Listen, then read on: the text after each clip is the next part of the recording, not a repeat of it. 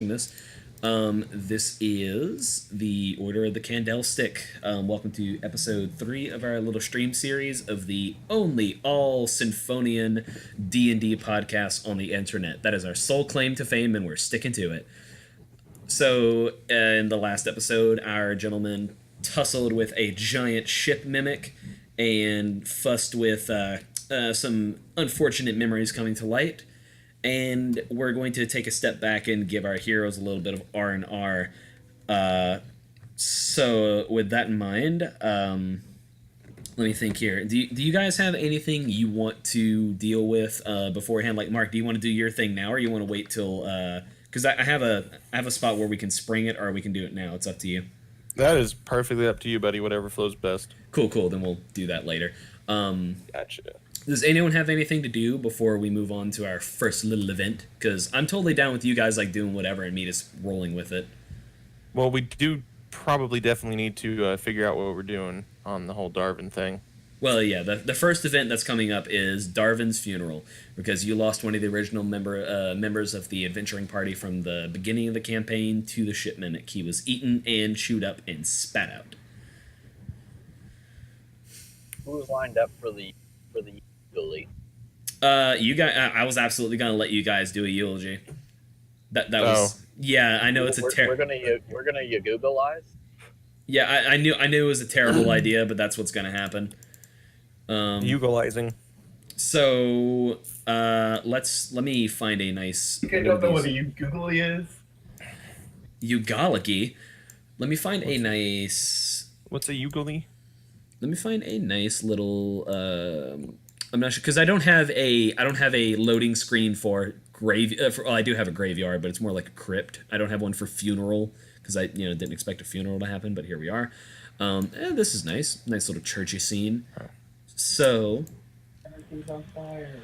you guys, wait, are you guys on the right one? Okay, cool. No, it was a joke. Okay, I was about to say, like, oh god, did I put you on the one that's everything's on fire with? Because I don't need to do that. Okay, so now we know there's one where everything's on fire. Yeah, I've already really. seen that How, one. how Darwin would have wanted. So, man, let me see. Set the town on fire.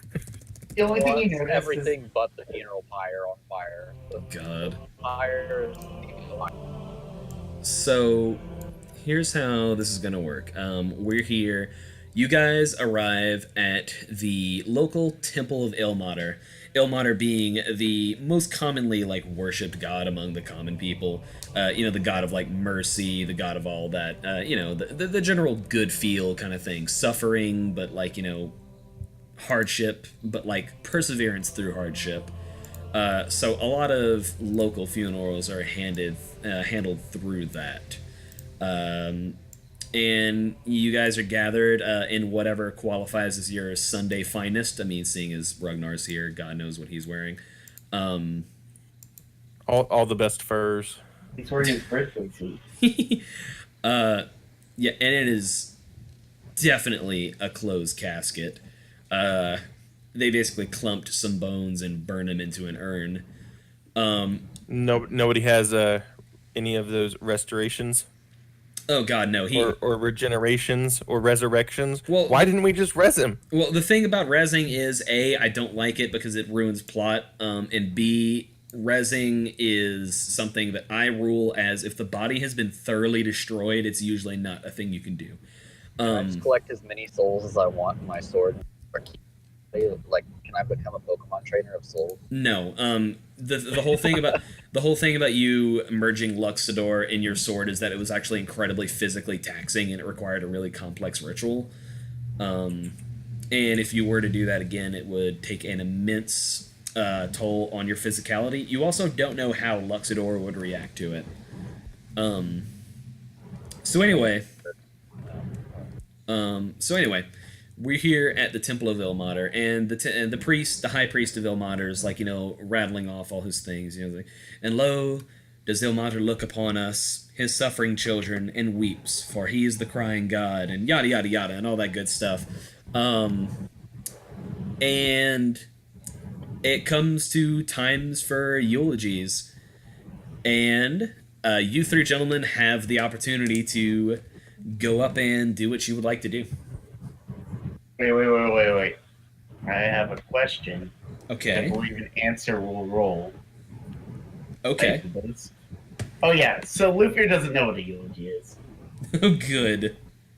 Oh, very good. Oh, very So- good. Luther just stands up, asking people at the podium about what their weekend plans are.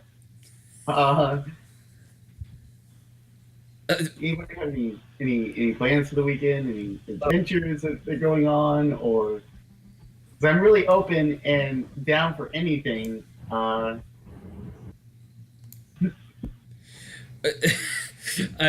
man, Luther. Yeah. So like, it is like super obvious to the rest of the room that isn't Luther that it's like super against the mood of the room, and he just didn't read it whatsoever.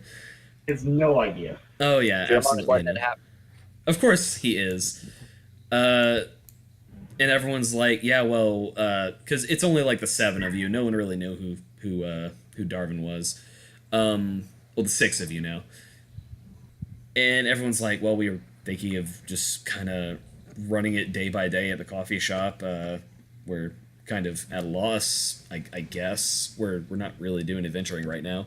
Party composition's kind of off whack, without a wizard. Luther's like, I could fix that. I have dabbled in wizardry. So while he's doing this, Jeremong, Ragnar, would either of you guys like to deliver a eulogy? Not quite, but Jermong, okay, so who is all in the room? Everyone, so Corin, Fanshir, Degra, and the three of you, and the High Priest Vilmater, and Darvin's corpse, his urn. Okay, history or religion, whatever. Do I know the priests of this religion to be worldly priests? Like, do I think that they would have some possessions on them? Ilmater priests are like are destitute as a rule. They literally invite suffering upon themselves because, like that's seen as the duty of disciples of the Crying God is to not have a lot of physical possessions, to live as modestly as possible to bring themselves closer to suffering and modesty. Okay, and I know Degra's about this. Degra is a priest of Lath. Invisible mage hand, right? No, Mage Hand is not invisible. Mage Hand is like very noticeable. It is for You're kind of like really cutting out there. Losing it. Yeah, we are super losing you, Isaac. Arcane Trickster mage hand is invisible. Really now? I didn't. What's he doing? He's trying. Inheriting. He's trying to use Mage Hand invisible. But Arcane visible. Okay. So what are you doing with this? I'm pickpocketing the other party. Oh God. Gosh. Please get keys. Oh Jesus Christ. Hang on. I need you to. God. I'm gonna need you to roll like a fucking sleight of hand check. Yep, I'm cool with it. Yeah, I know. I have expertise in it. So. I know you do, asshole. Let me see. I'm gonna DC it in my head, and I'm going to find Jeremong and do a roll on the mostly talking session that I had planned tonight. At a funeral. At a Yeah, we're not good at funerals. Yeah, but I mean, this To be is real about the honest, most we're This is probably Yeah, you this is rolled. about the most Jermong. This is about the most Jermong thing I could think of to do. So. That's fair. You rolled a 21. So Oh my God. yeah, so I'm trying to think of like some random magic items and shit, but I'm not giving you a magic item for being a dick at a funeral. just give us the keys to their place, bro. Just give. I mean, we'll take it. Yeah, I hate you. You I can't think of anything else that's like not obviously what you guys are going for. You do manage to nab one of the keys to the place. You don't know what door it goes to. Hey, take it. All right. Ragnar, anything from you? I'm leaving. You're leaving. No. All right. Jermong Ragnar does not do funerals. Okay. So Jermong will like try to say. Okay. What would you like to say, Jermon? Well, we only really went on the one adventure with kind of give. I feel like the general consistency gave us all the creeps just a little bit, but in an endearing way. Like he was everybody's favorite grandpa. Usually just stares obliviously at the comment. Some more than others, but but he was a All right. And with your little with your little eulogy, for anyone who's wondering about his audio quality, Isaac is currently driving home. He's playing D&D at the wheel. So dangerous. Oh yeah. We promote safety on the show. Yeah, we do. D&D deity of your wheel. Oh yeah, no. Let it be known that like you might want to turn your mic sensitivity up, Isaac. As loath as I am to say that, just remember one of the founding virtues of finding alpha is not safety. We never wrote that one down. So anyway, Ow! I resent that, sir. I resemble that. Hey, listen to the RMA, folks. It's very important. Don't haze. Anyway, so I was expecting like some funny shit from like Ragnar or something or Luffy, but Luffy rolled his insight check, which is really great. I'm loving Luffy it. just has no idea what's going on, honestly. He Okay. knows somebody died, and that's about it. Wow, good. Oh man, I love Luffy so much. Excellent. He's like playing with a bug on the ground. All right, cool. I guess that's it for the fucking. All right. Bye bye. All right, cool. Great funeral, guys. Okay, so I will say, Kyle walks over to the casket and just kind of sets a stick on top of it. aww. It's a stick from the battle, Just oh, the one that she pulled off that she had been lovingly playing with. Aww. That's so cute. That's actually kind of touching. You salvaged this whole funeral, Josh. Thank you. I mean, in everyone's defense here, it was Darwin. I haven't talked to Julio in a while. This will be the one time I talk to him again. And it's like, hey, dude, you remember that character you had? Everyone's been trashing him because he died. He's dead. Nobody cares. God. now to Say again, sully Isaac. a little bit to sully up the funeral just a little bit more. You know how funerals they have like the pamphlets discussing like the life of the deceased. Yes. Jermong's gonna take one of those to note so he can have that to his forgery Oh database. my fucking god. All right. The other three gentlemen who are gathered here are way too depressed now to fucking make eulogies, so we're gonna step away from this, and we're gonna go to the next thing. So Mark, you mentioned that Ragnar wants to take Au Naturel on the road. Yeah. Okay. Well, not. I mean, kind of. Well, you want to start like a bottling operation, I guess. No, No? we're just gonna sell leaves. Okay. So like a Yeah, so we're a bagging operation then. basically pieces of leaves and whatnot. Okay. I mean, the same way you'd get any other tea. So we're So like the Lipton of. yeah, you guys Yeah, are. we're turning into Lipton. So I'm mostly to just like give it to bars and restaurants, like not any sort of like packaging it so you can take them for yourself. yeah, Just got like mass quantities to bars and restaurants so they can sell. got it. So I like that. So what's gonna happen here is, all right. So you said you knew a guy in Scornabel from our last arc. So the three of you guys, presumably all three of you guys go. It's up to you, really. Hit the road east to to the city of Scornabel, where you guys originally met and started your whole journey about a year ago, a little over a year ago, and you guys enter the Ivory Eye Tavern, where a single orc bartender, you remember him as what was it, Agnes Don Skull. He's a half orc. Sorry, no orcs. I'm thinking Elder Scrolls and everything. I always make my bartenders orcs because they're the fucking coolest. But anyway, you guys are there for the first time since you guys all parted ways from the bummer ending of the last journey.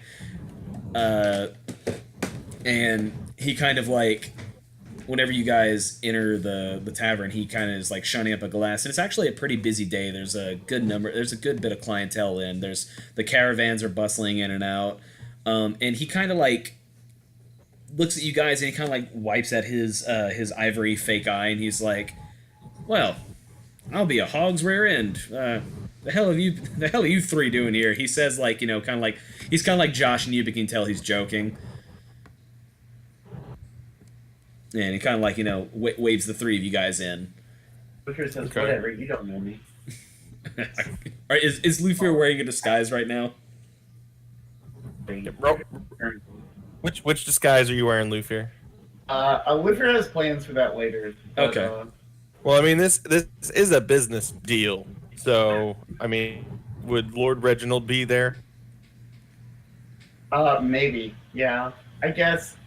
Luther's just been a little upset since the whole last Magic Rock thing. I get you. So maybe as a way to cheer him up, maybe the Reginald is on this trip. He's pointing. He's got the outfit on and like the mustache is slightly tilted. It's like it's not very well put on.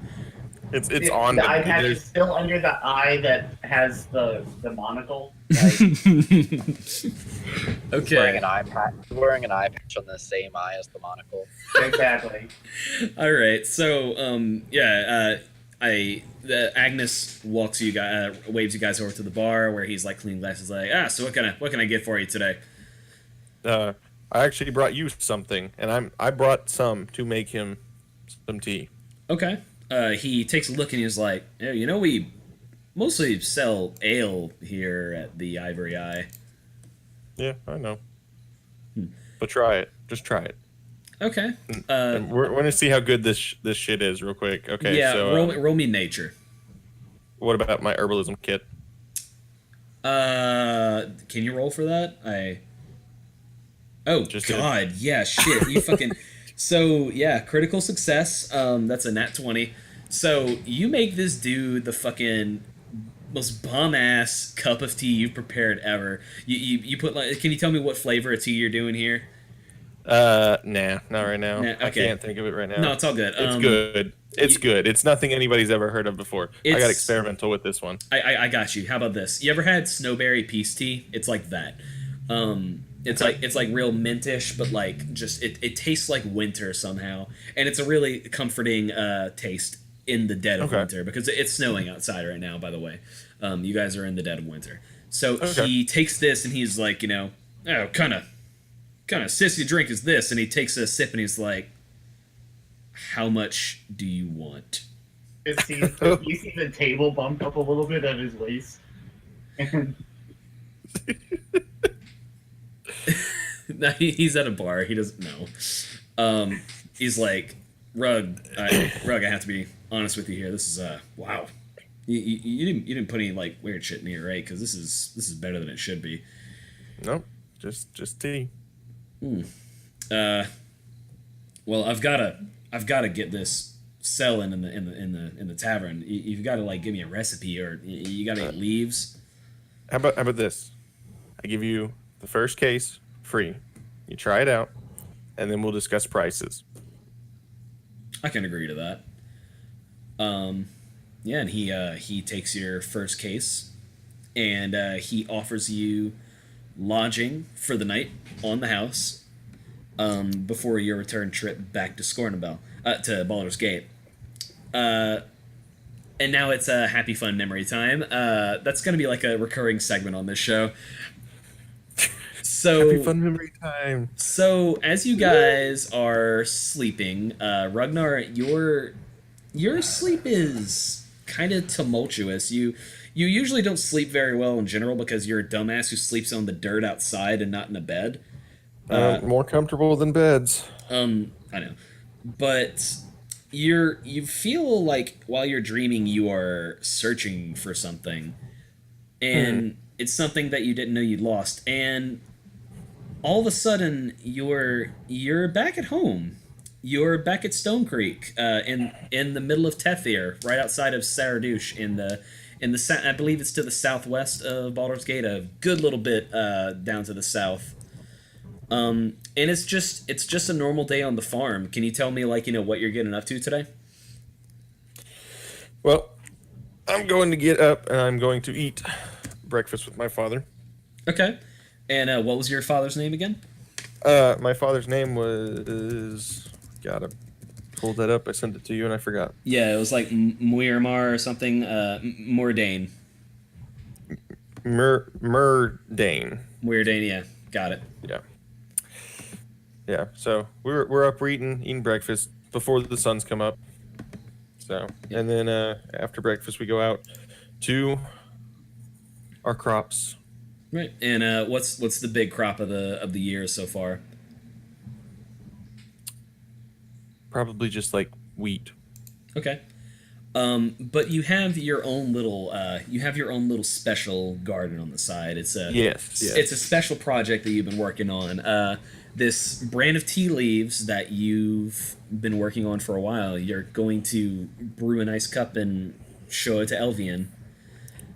Yes. The next time she comes over. And so we flash ahead. I also looked at the map. Tethir is like more of a deserty, but it's got some grasslands, which is where you're at. It's way south of Baldur's Gate. Gotcha. Anyway, so it fast forward a couple weeks, and your dad is off fighting in Saradouche, the big city to the west. And you're getting outfitted. Because the king needs soldiers to fight off the invading fire giants, and it's good coin. It's better coin than farming. Yeah. And Make a respectable man out of myself. Exactly. You're looking to spruce up and be nice and just responsible, because you wanna be a good man to Elvian. So you're saying this is back when Ragnar bathed? Oh yeah. No, Ragnar is like super nice right now. He's a farmer, but he keeps his beard clean, I guess. He doesn't have much of a beard. Here, picture time. Oh yeah, you can link that to the Discord. So and Elvian comes over and she's like, so like what were you planning? You said Elvian, your Ragnar's love interest, was the daughter of the mayor of your little town of Stone Creek, and you guys He doesn't like me at all. Yeah, he doesn't want her to marry a lowly little farmer. And you two wanted to run away before the whole war thing. Is that correct? Yes. And so she comes to your front door today, and she's here to try the snowberry tea again, the same tea that she's been trying every week. And she kind of like looks deep into her cup, and she's like, "Are you sure you have to go? This isn't anyone's fight. It's just a bunch of godly nonsense. Why do you have to go?" Because I'm going to make something out of myself that your father can be proud of. I'm going to go to this war, and then when I return, your father will have no choice but to let me marry you. I don't care what he wants. We can just leave. We can take some coin from the farm, and we can go anywhere. We can go to Baldur's Gate. We can go to I'm sure we could find a place in Afkatla to live in. But our families are here.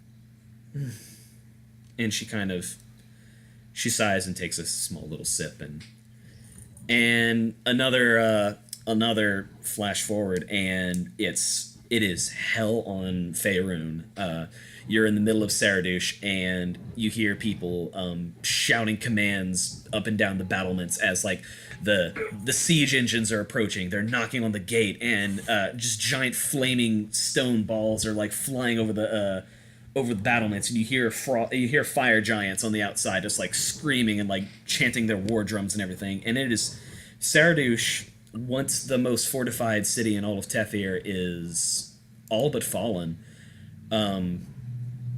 And you just managed to get out of the way of the biggest fighting, because you're dragging your father away from the conflict where he sustained a grievous wound. What would you say your relationship with your father was like? Oh, well, he's the only family I've ever known since I was born. Right. No mom in the picture? No, mother died during childbirth, Okay. and he doesn't talk about mom. Got it. So, with Mordain in your arms as the flames just go up and people just run past you, it's like, a very still moment in an otherwise chaotic scene. He kind of like touches up at your little stubble face, and he's like, "You look so much like your mother," and that's the last thing he ever says to you.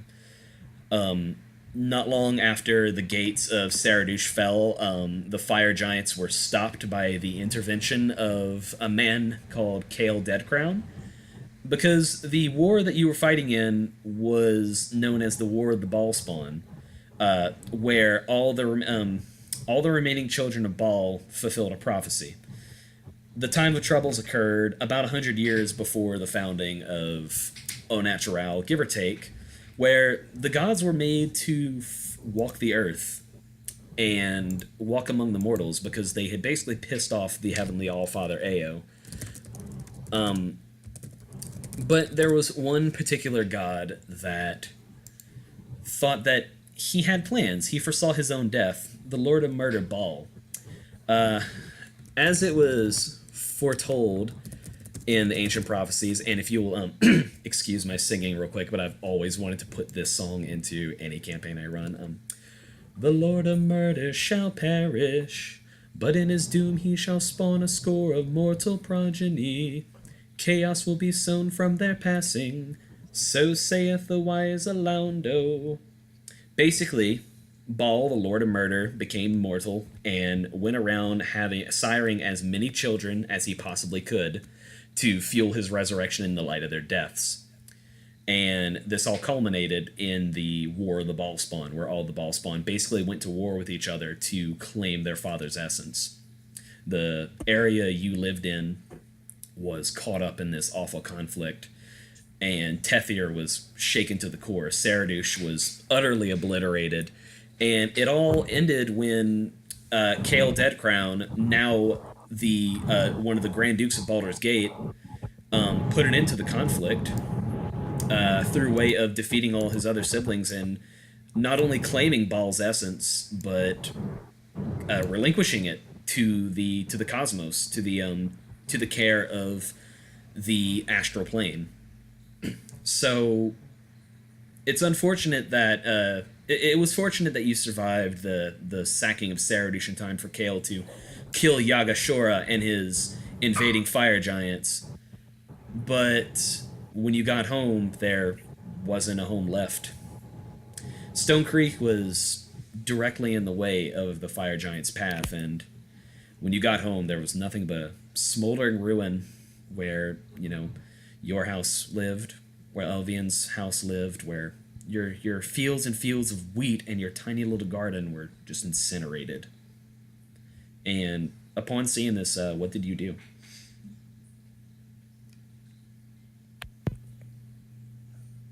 Well, that's a difficult question. I probably would be searching through everything to see if there was anything left. And from what you can tell, there's just a whole lot of nothing. I will say, most like things, most small objects, the whole house, your old house, went up in flames entirely. But I'll tell you what, let's do some cooperative storytelling here. You did find one little bauble that belonged to someone, and what did you find? I found. Do you have a good idea, or should I say my good idea? What's your good idea? You found the ring that you were planning to propose to Elvian with when you came back. Oh God, that hurts so bad. I've been waiting to hurt you. I've been waiting to hurt Ragnar so bad. Yeah. And then after that, you decided Yeah, go ahead. What's the word that I'm looking for? Drunkenly stumble, even though I'm not actually drunk. I can't think of the word. Into the woods. And then you didn't completely. You were baffled. You were so tired of society and the greed of those who thought they had all the power that you just couldn't take living among people anymore. And you vanished into nothing left to live for. And you vanished out into the wilderness, and you became the hermit. And you didn't emerge for a couple of decades when you met a little two elves on the road when they were being attacked by wolves.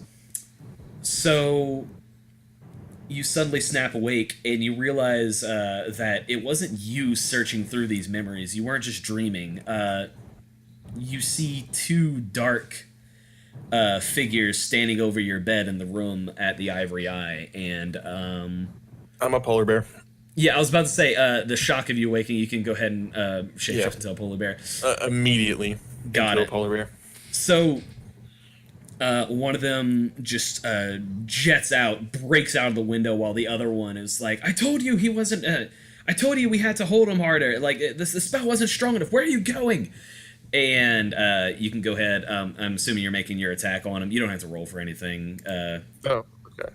Yeah, you pretty much maul this dude to shreds. I'm not gonna maul him completely. I'm gonna maul him to the point of where he can't move. Still perfectly alive. Okay, you're gonna go for the hammy. Okay, in that case, do make an attack roll for me. Take his arm off. God. Okay, let me. I gotta adjust some things real quick. I haven't adjusted for polar bears. You don't have to just like roll however much it is. Okay, I'll just roll off here. Yeah, what was that? Yeah, you can just type in the roll. What was that, Josh? I said Lufier's been like sitting in the corner eating popcorn this entire time. I think you would be in a different room. Presumably still eating popcorn. This dude is a lightly armored mage. I'll give you that. So yeah, you essentially like you pretty much take this dude's leg off at the shin. Hell yeah. Yeah. And So we get and so he's prone and he's screaming bloody murder. And this is enough to wake both you, Lufier, and you, Jeremong, up in the middle of the night in your own separate rooms. Would you like to go and investigate? Yeah. Lufier grabs his bow and runs over. Okay. So whenever you enter the room, you come across the sight of a heavily bleeding man and a polar bear who you by now know is Ragnar because you're used to this shit by now. Oh my god, it's just like that thing from that movie. Can I ask what you're doing in my associate's room? It's literally just like Star Wars, guys. Yeah, it's just like Star Wars. That scene where Obi-Wan turned into a polar bear and killed an assassin by tearing off his leg. I was thinking the one where Luke gets suspended upside down by. Yeah, I was about to say. I think he's talking about the Wampa. Oh god, yeah, that's right. I forgot. Oh man. He just looks at the guy on the ground and looks at the polar bear and goes, "We're gonna have to eat the body." Oh my god. Gregory pops out, just like, what? So yeah, the man is like kind of in shock. You can't see his face. He's concealed in like some blackish purple robes. Jeremong, you've seen them enough by now. These are Cyric robes. They've been kind of like melded into. They've been kind of like tailored into some covert action kind of gear. But this dude's definitely at least an acolyte of Cyric. It's the Demir. And he's also holding a little black crystal in his hand, and he's holding it out, like fearing for his life. And it's like, it's kind of like surging, like milky white, but not as strongly as it usually does. Oh boy, Luger says, "Don't do this to me, please." I'll ask you again. What are you doing in my associate's room? And he holds out the crystal again. And he's struggling to speak, but he's like in shock. It's a nice gift, but that doesn't answer my question. I let out a roar at him. Okay. It's 3. Let me roll some. You can roll advantage on that. He's missing his leg. Oh, okay. I'll take 11. I don't even know why I'm making you roll for this, dude. He's fucked. He's like, the priests they told us to find the dwarf and see if we could find the temple. That's all I know. Please just let me go. I mean, the only way out is in death. Luffy goes, "Oh no, there's no getting away from this. Damn, Luffy, okay. I've seen what we do to people around here. I figured I know our game now." Luffy knows what's up. Luffy's over here like, by the end of this, somebody's eating you. So Reaches down, takes the It's not your fault. It's just you knew us and what we were. Say that again, Isaac.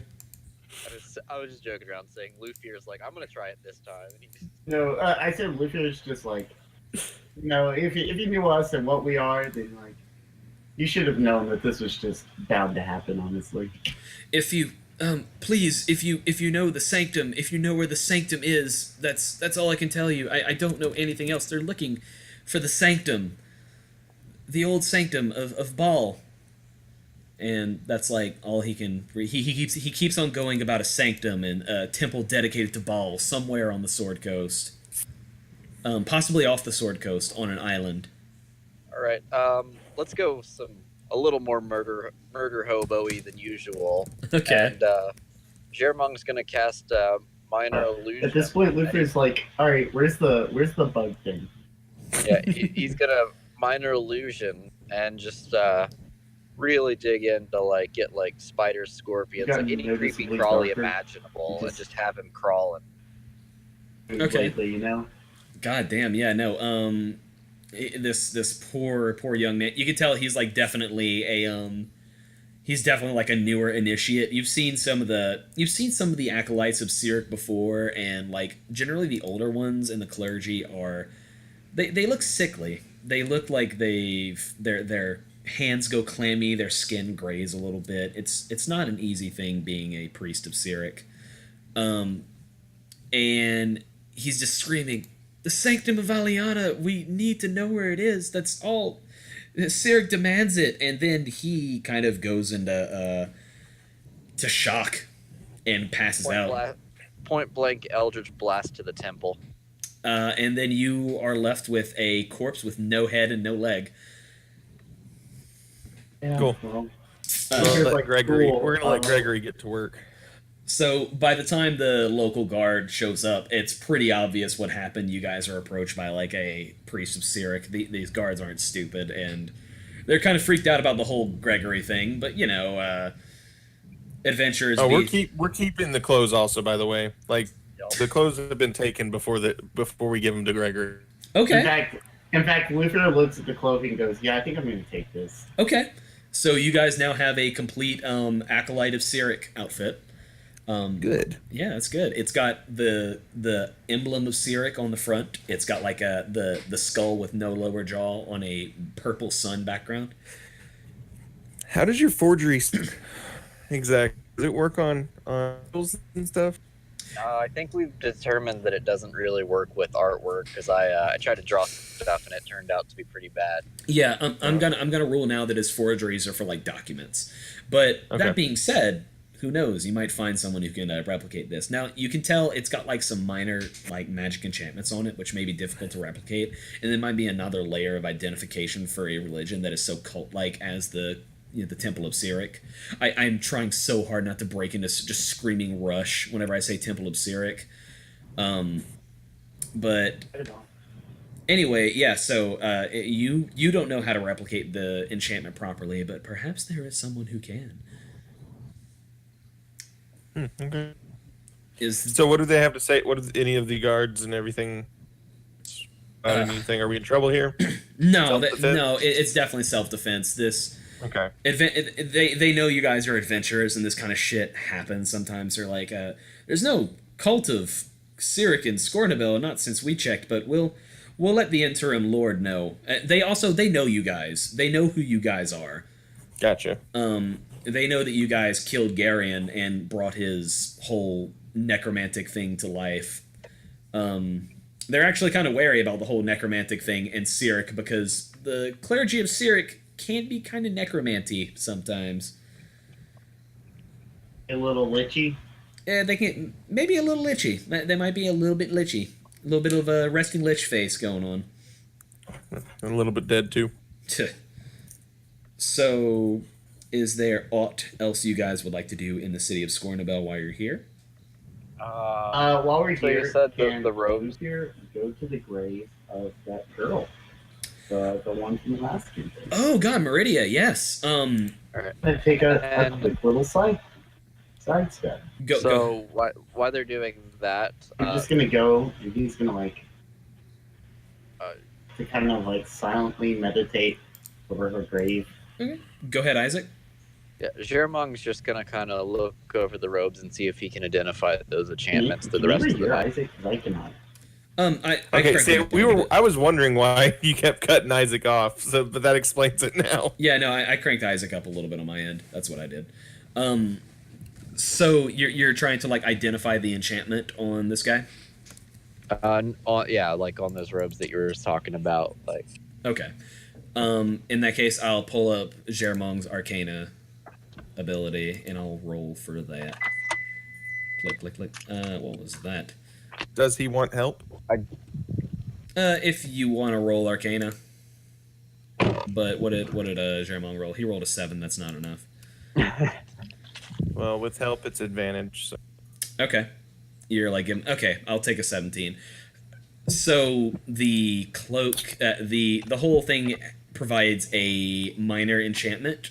Specifically, it is resistance to necrotic damage. Anyone wearing one of these outfits would suffer only half damage from necrotic damage. Yep. Alrighty. Isaac, do you need to go for a little bit? I think we might. Yeah, I think we might have lost him. Anyway. Yeah.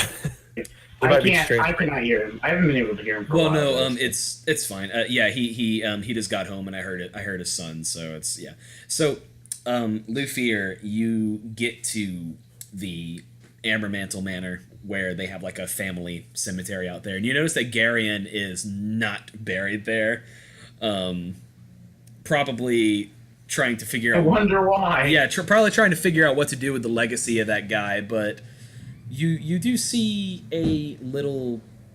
I don't know if they use crosses in Forgotten Realms because that's like that's iconography that doesn't really apply to the fantasy, but Meridia's grave marker is a rising sun, kind of, sort of to indicate Lathander. And sure. Yeah, and it just here lies Meridia Ambermantle, a soul innocent taken from us too soon, that kind of thing. Kind of just referencing the tragedy of it all. And you said you're just kind of meditating here? Yeah, Luffy just kind of walks up and is quiet for a while, and he's like, hey, I figured I'd stop in and say hello while I'm in town. Sorry that I couldn't do anything. Aww. But I'll try to keep trying. Aww. Damn it, Ragnar. Just kind of quiet for a little bit. What did I do? Nothing. Yeah, everything. I didn't do anything. Okay, it would kill her lich, guys. So... Yeah. So... take inspiration for the next time you need it, Lufier. Cool. You feel you don't know if it's like just the area or if you just feel good about what you're doing, but just saying hi to Meridia makes you feel very warm. I will not be saying hi to Meridia. Okay. Wow. Just I killed her. I don't go back there and revisit those memories. I hear you. So, what was I going to? Is there we have anything else we want to do in Scornabel while we are here? I don't think so. I'm good. Josh, yeah, I was attacked. Yeah. Yeah, you survived. All right. I wish you could have got them both, but whatever. Yeah, you still don't know what happened to your boat. So, with that being done, you guys, I'm trying to like drag this out as much as possible before to like give Isaac plenty of time to get back. So, as you guys head back. You were not accosted again on the road or anything. You guys get back to Baldur's Gate and you set up, and it's like a week or two before Song's planned concert and the official release, let's say, of Ragnar's special Snowberry tea. And the weeks leading up to it, Agnes Donskull sends you like some correspondence back from Scornabel, and he's like, I think I might just make this place a tea shop at the rate this is going. It's brilliant, and if you have any more flavors, I'll definitely pass along some of the profits to get more of that stuff into my store, he says. Let me see here. What does Isaac say? He's back. Okay, cool. Yep, I'm back. I was just not one. Yeah. No, you're good, dude. Is there aught that you guys would like to do in Baldur's Gate now that you guys are back home before the special concert party? No, I think Luther is good for now. Okay. Jermong's pretty solid. Very good. Let me get all my loading screens out of the way. Go to Au Naturel. So, it is the big night, and everything's everything's all set up. There's a little stage. It's actually like a little outdoor gig. The Daily Grind was nice enough to like loose up a lot of their yard and like set up a nice little stage that encompassed both of your yards, and Dance helped decorate everything because he's so proud of his little sister, and a sore point because she's the little sister by a few seconds. He puts up like little flags and small little torches and maybe even like some magic baubles that look like string lights, and she's dressed in like a simple little black dress, and there's a stage set up. There's a little chair just for her, with a little stone of far speech on a pole that'll amplify her voice. By the way, stones of far speech are going to be the cell phones of this setting. I'm definitely taking a page out of the Adventure Zone. That's cool. Yeah. So it's all set up. There's a little piano, a little drum set, and like a guitar set up. And everyone takes their positions. Jack Black picks up the guitar and sits on it. The drums. He's sitting on the guitar. No. Sits on the chair. Shut up. And Dance goes and takes his position on the small little drum set. And Ragnar. Describe to me how Ragnar is dressed right now for this occasion. He's brought out his best attire for this. So he normally wears a gross kind of hat thing. The hat's gone. He's actually combed his hair. It's not clean. It's just combed. He's combed a little bit. Once again, not clean, just combed. Still has the twigs in it. But he has a bearskin suit that he had made for this occasion. All right. And so he's got a furry suit. Yeah, and Ragnar sets himself up on the piano that's laid out there. And he cracks it, and I guess he cracks his fingers, and he gets the little line going. And Song, nervous as she is in her little, her fancy black dress, she's kind of behind the little loading area with presumably would either you guys, would Lufir or Jeremong be backstage, or would they be in the crowd? Luther is sitting on the front row, but he's dressed as. Oh, is he? Run that by me. He's dressed as what? He's dressed in his Lord outfit. Oh, good. Because obviously, Oh yeah, of course. Isaac, you still with us? He might be muted. Jeremong's just watching. Cool. Yeah, I figured he might be home with the little one. That's all good. Yeah. So yeah. He can hear you. Yeah, cool. I just wanted to make sure. And I'll go ahead and play this a little bit gently in the background as we do this. So yeah, she, as you stride out and do your little piano riff to play her onto the stage, she takes the microphone. We're just gonna call it a microphone, and she kind of like her voice shakes at first, but then she sees Luthier in the front row in his stupid lord outfit, and her voice crackles, not because she's nervous, but because she has a little laugh, and then she gets to work. She starts belting out this beautiful little, simple, humble, but gentle and beautiful little song that she wrote with Jack Black and Ragnar and Dance whenever you guys have been practicing on the weekends. And it's just lovely. You could tell she's nervous at first, but then her eyes close and she gets lost in it. And everything just kind of goes good. She gets really into it, and before you know it, she's singing like no one's watching. And the whole gig is slowly but surely swelling up. You've got your usual crowd as the first guys who show up, but then like everyone who's walking by, and it's like twilight kind of nighttime at this point, so it's the only place that's lit up on the street that's not Sorcerer's Sundries across the street. Bystanders start walking by, and they're like trying to catch a glimpse of this beautiful woman with a beautiful voice, this Azure songstress just belting it out, and that weird dwarf that's on the piano. They're getting a lot of words about him too. And before you know it, you've got like what must be like an eighth of the population of Baldur's Gate just like in attendance of this concert, this little jazz number. And by the way, I think you guys just invented jazz in Forgotten Realms. And yeah, it everything just goes just pretty much perfectly.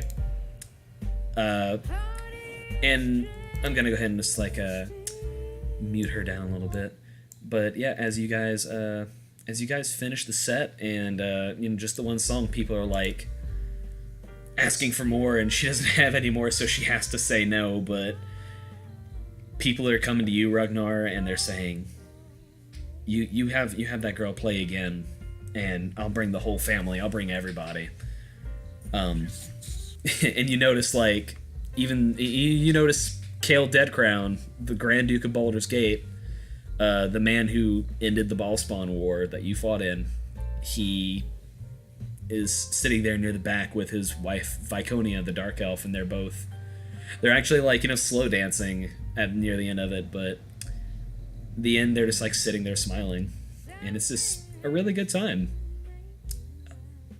And let's see, is there it's the end of the show, and Song steps back to the backstage with the rest of you guys, and she's like freaking out, not like bad freaking out, but she's just like, I can't believe oh god, like how much did I mess up? Did I do bad? Did I do good? I think that went really well. I just, and she's just blubbering and tripping over her own words. What would you like to say, or if anything? I'm just going to just smile and on the shoulder. You have to reach up a little bit, but That's fine. She's pretty short. Song is like 5'2", maybe. Yeah. And everyone talks about it. Everyone's talking about Song's beautiful concert that night in Baldur's Gate, and everyone's talking about when the next one's going to be, and when are they going to see the blue jewel of Au Naturel sing again. And business the next day is booming. Between Song and Jack Black and your unseen servants, you actually have to pitch in a little bit as a barista to like help meet demand that day. And as things are kind of slowing down, it's just like the elderly regulars that are there at like dusk. It is slowed down a little bit. So this is where I am out of pretty much ideas on like story expansion and everything. I want to know if there's anything you guys want to do. I know you guys. Yeah, let's go with Luthier, because I could like feel the energy of you just like yes. So Luthier watched this concert and was very excited about it. Oh, she gave you a hug afterwards, by the way. So excited. So he's decided he wants to impress Song and try to find a way into the act. Okay. Because part of it is Luthier feels very left out sometimes if he's not included literally everything. Okay, yeah, me too, man. Me too. I feel that. Fear decides to go find an instrument. Um, he walks into a party store. Oh no, he doesn't. I've been holding an NPC for this special occasion. Oh my god, I have to show this episode to my dad now.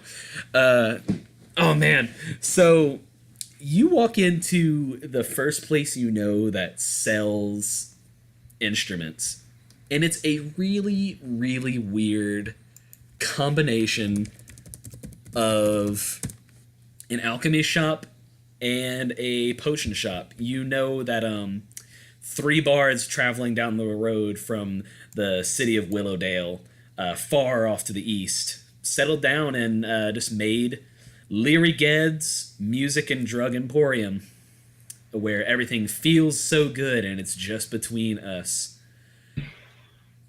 Luther walks up to somebody and goes, "Yeah, so I really want to learn how to play an instrument, but I don't good at the musics." So the gentleman behind the counter is this older looking gentleman. He's kind of he's got really long hair and these awesome circular sunglasses on, and he kind of greets you with the largest smile. I'm gonna put a picture of him in the chat for those of you guys listening. Oh crap, hang on, that's not a good one. For those of you guys listening, it's literally Geddy Lee, the bassist from Rush. Oh gosh. So yeah, Leary Ged, he kind of looks at you. He's like, "Well, I've been running all over the place, and I've picked up a couple tricks. But in the end, yeah, I think you look like you could be a fancy dancer. So I'll tell you what, I'm gonna show you a couple of the instruments we have over here. Help you get the music closer to the heart, as it were. You have the free will to take a look at everything, see if anything kind of looks good to you, see if anything falls into the limelight of your eye." I'm just naming a bunch of Rush songs. Continue. Let me see. Like, you've got a wall of instruments here that are all dotted with like a bunch of potions that have a lot of weird names. But yeah, I'm gonna let you like choose a instrument for Lufir to play. You've got Go ahead. My thought was I was gonna give him something really ridiculous like the kazoo. I love that. I want him to play bass guitar, and Geddy Lee can be his teacher. Leary Ged would love to teach you fantasy bass. I need to like learn what like the medieval equivalent of a bass is. Bass equivalent of a lute. I mean, I just said that like. I just want to write the Baldur's Gate equivalent of like Levius Strangiato. Yeah, or YYZ or something. Oh, so good. It's called a Theorbo. It's called a Thorbo or a Theorbo. It's like a really long lute. Okay. It is related to Ilito Atiorbato, the French Theorbe de Pieces, the arch lute. It's called an arch lute. Oh my god. That is awesome. Too good. So yeah, Leary Ged takes you to the back room. And he's like, "Well, let me go ahead and show you where all the big money went. Show you the grand designs." And as you gaze upon all these beautiful arch lutes, I'm calling them arch lutes because that is the best name. He's like, "I've always been a man to show, don't tell," and he just turns his hand towards the wall of arch lutes that he's been collecting over the year, and for a moment time stands still as you gaze upon all these things, and one really stands out for you. Really, how should I say, you feel some chemistry. I have a list of all their songs just open right now. Yeah, one of them stands out to you. What color is it? What color arch lute would you like to grab here?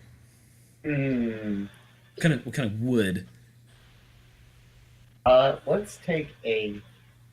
Did I get a red one with maybe a nice mahogany, Yeah, like possibly some mahogany. Yeah, you bet your life it's some nice mahogany.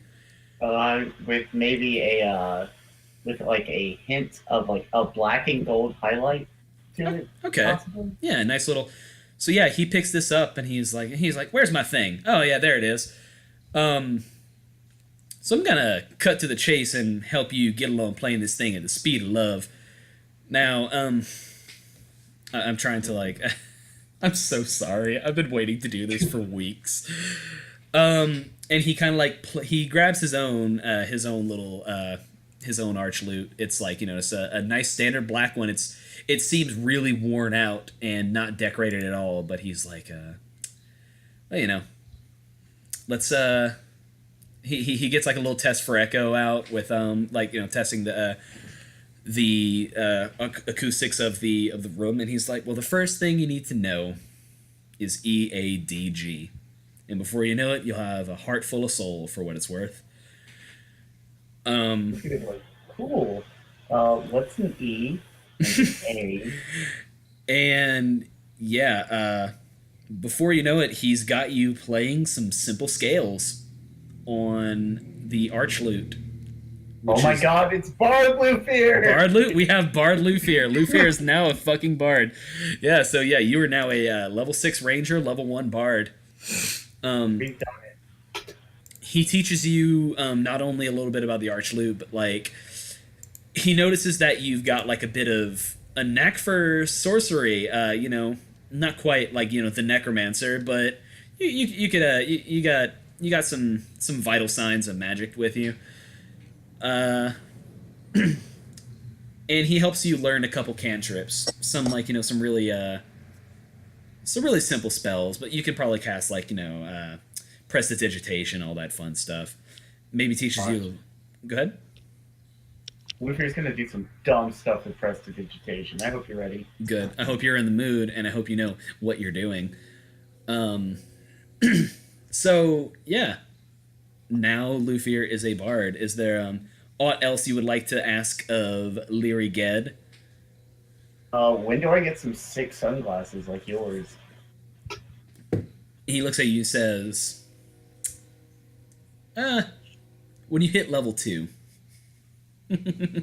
Wait. We'll set you up with some red lenses.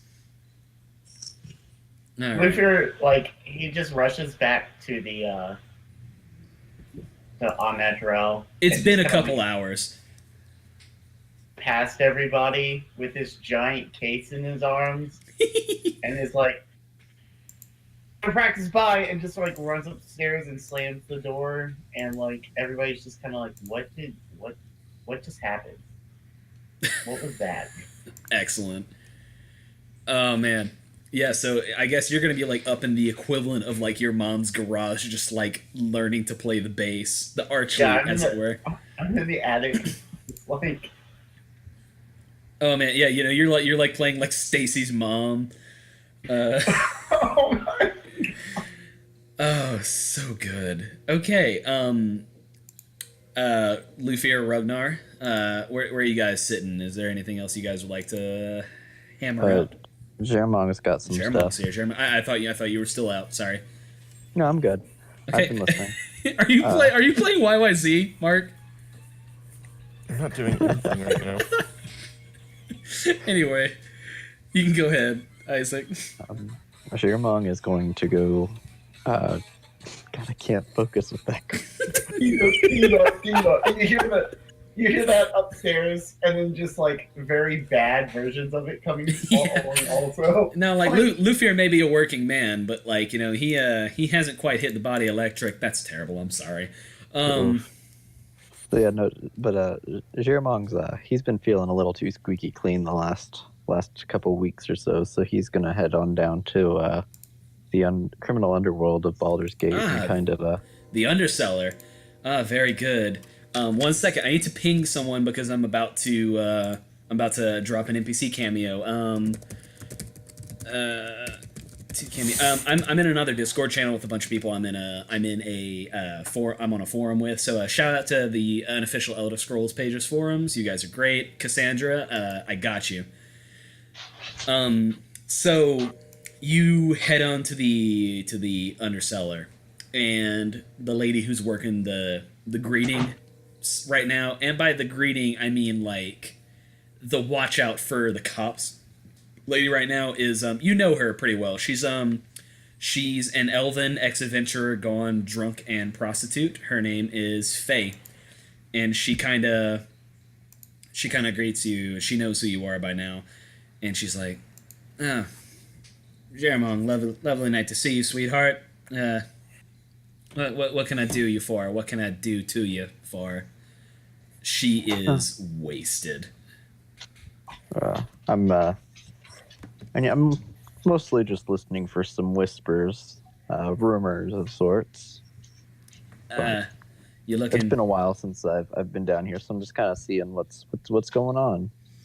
She kind of like, well, the booze is real nice tonight, as always. They always take such good care of us. You let me know if you need any help. If you need any help. And she kind of like winks at you way too obviously. So sure, I'm sorry, I'm talking to. Yeah, so the undercellar of Baldur's Gate is beneath. I believe it's beneath the Splurge and Sturgeon. It's behind like a secret entrance, and it's kind of like the Mos Eisley pit, like the Mos Eisley Cantina, if like it was illegal to be there. So yeah, this is what the undercellar looks like, Jeremon. The middle is like where all the people basically line up in the middle to do their big communal hookah kind of deal. All the rooms are where all the courtesans and all the the drug dealers go to entertain their customers, as it were. Okay. I would just walk up to the bar and kind of. Would I recognize the bartender? You see, it's funny. She was just working greeting, but here's Faye at the bartender at the barkeep station. I have to cameo harder for Cassandra. I'm sorry. I told her I would. Yeah, Faye's back there by the bar, and she's clearly been sampling her own stock. You don't know how she got there that fast. Gotcha. Do I see any other familiar faces that are probably a little more reliable for information? Roll for perception for me. I'm still booting up, so. Oh yeah, no, I can do that for you. Sorry, I forgot. I forget. That's cool. I'm just still booting up. So. I got you. I forgot that you're not there on the website yet. So let's see here. All right, I'll give you that one. It's a 12. Let me look at this because I don't really have. So we can do this. I can cameo from all the Baldur's Gate NPCs from the games, or if you would like, we can do a thing that I like to call I Know a Guy, which is one of my favorites, where we can make up an NPC communally and we can just roll with it. Dealer's choice. What? Did I get a confused what? Yeah, for me. What was that part about NPC? Yeah, so I want to try to do a thing with you guys to an extent called I Know a Guy, where like you guys can like tell me about an NPC that your character knows, and like not too often. I'm talking like once per session, and potentially like that's enough. Once plenty. with a caveat. With a caveat. Okay, I like caviar. So it's going to be like, you remember whenever Han Solo like met Lando for the first time in a while, and it was like Jeremon was Lando. Well, it's going to be more like I'm going to make you guys roll for charisma whenever you know your guy, and your charisma roll is going to be how they feel about you. So please, thank you for letting me with the -1 modifier for charisma roll. Yeah. Hey, I have a -1 as well, so nobody likes Luffy. Jeremon, give it a shot. Okay, so tell me about the gentleman that you know, a criminal contact of yours. Let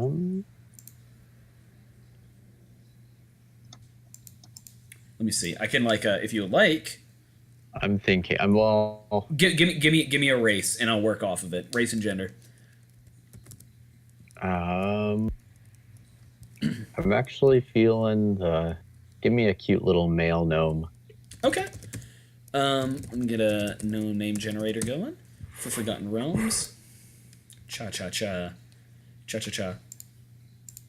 How does. La, la, la, la. I like some of these. I don't like some of these. How does Gazvier sound? Gazvier. Okay, we're gonna go with Gaz. Gaz. I'm gonna Cool. shorten it because we're on nickname basis. Got it. He calls you Mong. So roll me a charisma check. I rolled one for you, but like you're here now, so. Yep. You added so many things to our folder. I'm trying to find where I'm at. You're at the very bottom. You're always at the very bottom.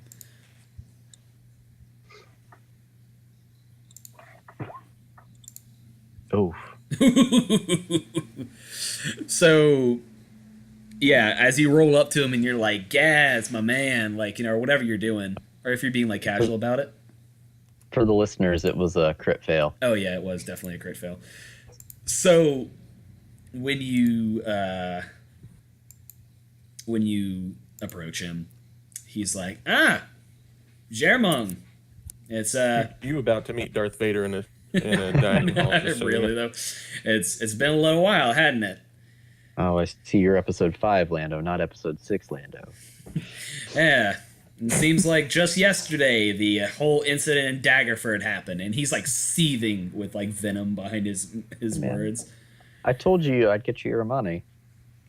Well, I'm still waiting on it, aren't I? I have not received head or tails of a letter, not even like a bill of sale, Germong. You know how difficult it is to smuggle red grass across the border of the Sword Coast? It's not very easy. And when one of my people makes a little mistake, an understandable mistake, I expect...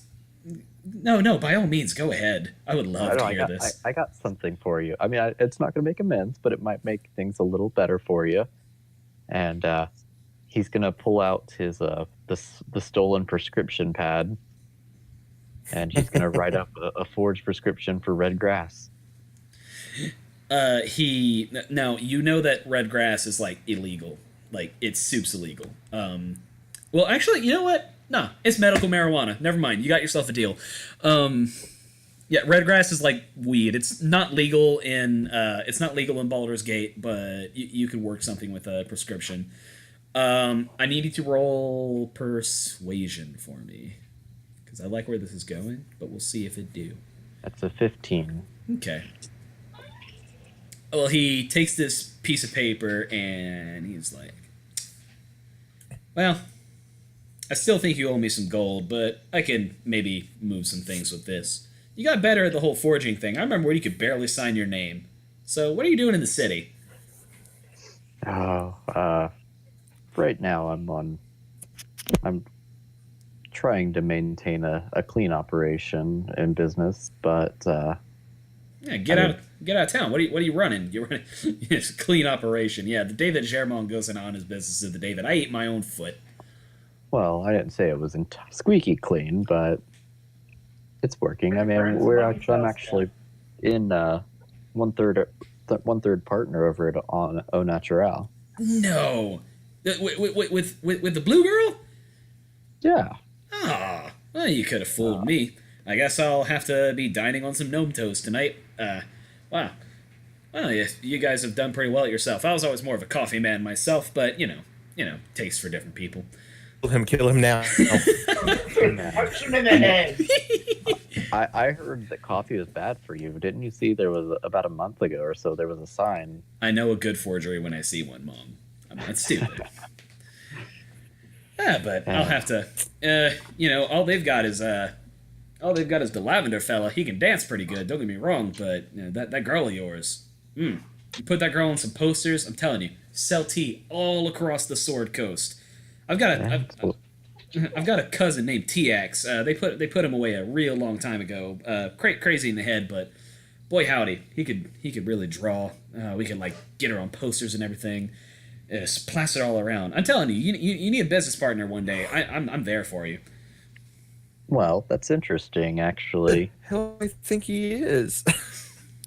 Welcome to You know, I actually might have some use for your business.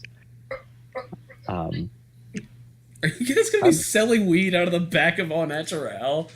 Dude, I do not condone. I'm not selling. Maybe not selling your product, but it might be worthwhile if I could put your transportation services. We're about to start distribution, and I'm not. I don't. I mean, if we can get our prices down for transportation, I mean, you're already moving some product. I mean, just leave some space open for Au Naturel. They're not going to bust you for some tea leaves. Oh, he's loving the idea of a cover. You can tell he's like, whatever cut you're dealing, I'm gonna want a little more, and we can forget all about the incident in Daggerford. How does that sound? I'll bring it up with my business associates. Unfortunately, the downfalls to running a semi-clean operation. I mean, it is clean so far. I'm not gonna. The downfall to running clean is that I can't, willy-nilly make decisions on behalf of the business. I'm just kind of poking my head out. You would not believe how many boards of directors I've had to deal with selling red grass, Jermon. So we'll figure out something. I'll stop by the tea house. I can convert. Coffee man, but yeah, same. All goes in the same place. Am I right? I'll be in touch. So you. All right. You say, you been up to anything more exciting than running a tea house? That's actually the other reason I'm down here. I'm listening. I'm looking, and he kind of looks around to make sure, like he doesn't see anybody really peering in. But he's like, I'm listening for some whispers of Cyric. And he's like, well, always more of a glitter gold man myself. I mean, no one practices Cyric out in the out in the open. Well, if I was looking out in the open, I wouldn't be here. He's like, you are so right, and you also know how much information that can be difficult to come across, and how expensive it can be.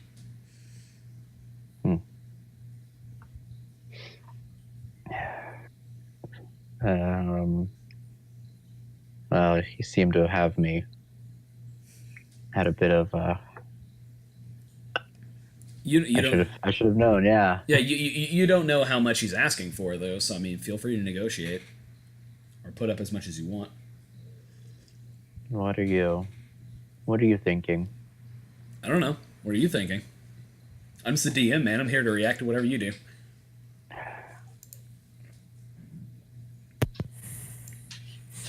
I'll tell you what.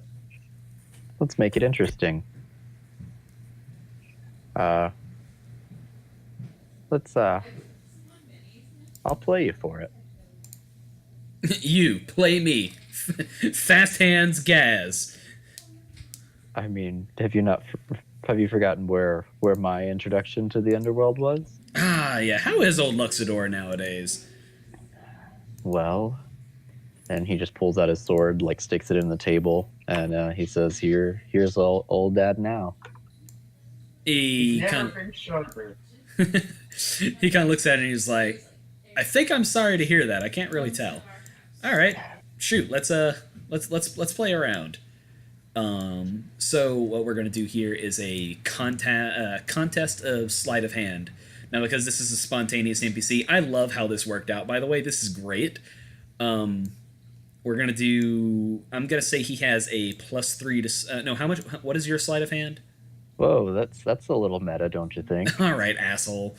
I'm gonna give him. Oh no, not calm tavern. I want a rowdy tavern. There we go.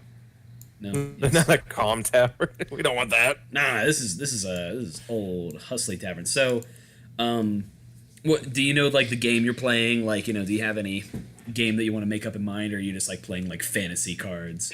Shermong's a dice man. Ah, okay. They're gonna play Magic the Gathering. Roll. He's gonna use his dice. Technically speaking, I do have my fancy dice, and I have a set of weighted dice. Oh my Ah. god! Please use the rig D20. Oh man. So what we're gonna do here is we're gonna do a sleight of hand check to see if you can disguise that it's weighted. So I'll give him let's say this. Go ahead and roll a sleight of hand check for me. 22. 11. All right. So Damn, it's a modifier. yeah. Rolled an 11. Yeah, no, so Gaz rolls an 11, you roll a 22. So, yeah, you guys, throw the bones and everything, or whatever the hell you're playing. I don't really know how dice games work a lot of the time. I mean, we're playing one right now, but that's different. But your roll definitely comes up favorable while he busts. I'm going to pretend you guys are playing a dice version of Blackjack. That's fair. Or just craps. I don't know. Basically, almost. Yeah, I really don't know how craps works. But, or I guess you call high and you get high. And so it was like, okay. It was that kind of game. Yeah, you learned a couple things. It's round 2, he says, and we're gonna roll one more time. It's first to win 3 times, by the way. 20. All right, 21. So your next roll, you roll your die out, and while it's mid-roll, he kind of chucks one of his to where it knocks it because he knows it's weighted, and he knows, and his are weighted too. Everyone knows how shit works down in the underworld, and you come up with an unfavorable, and he calls it low. Give me another roll. Oh god, 11 again. 12. All right, and then one more. 18. 3 rolls, Jeremong. So yeah, what's that? You're gonna say something? No, you're fine. I have an idea, but I'll do it afterwards. Okay. Yeah, so your last roll comes up like a perfect result. You basically roll the equivalent of if Snake Eyes were a good thing. I really don't know how craps works. But he's like, well, your dice are heavy and your hands are quick, Jeremong. You know what? I'll tell you what little bit I know. Have you ever heard, I know you've heard of the Undercellar. We're here, obviously. Have you ever heard of the Undercity? Yeah, that out of character. That's kind of where I scurried for the warlock bullshit, right? You know what? Yeah. Well, you were there. Okay? So no, the Undercity's really big. Okay. You were there in a little commune, but what? I know of it, but I don't know it. I'm not familiar. I couldn't navigate it. Yeah, the back of my hand, but I know. No one goes deep into the Undercity without a plan of attack because there's shit down there. There's skeletons, there's undead creature. It's a lot of undead creatures down in the Undercity, so you never know what you're gonna tussle with, and it's not safe to go alone. Gotcha.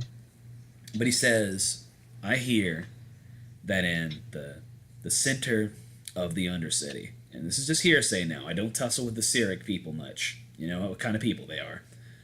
But there's this giant old temple of Baal down in the center of the Undercity.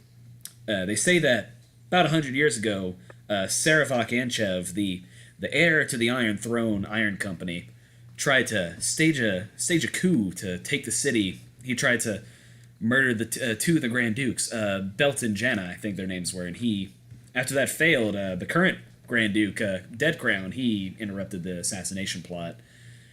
He went down there to hide and try to consolidate his power, but stuff went down, and after their whole fight, Dead Crown came out, Saravok stayed down there, and they say that the temple's abandoned still, but from what I hear, Cult of Cyric has set up shop. It's kind of how it goes with one god of murder being replaced for the other. They start to take all the old temples.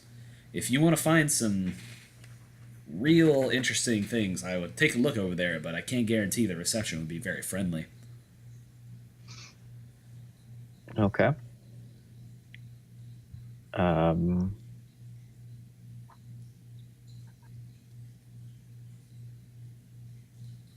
I'm thinking.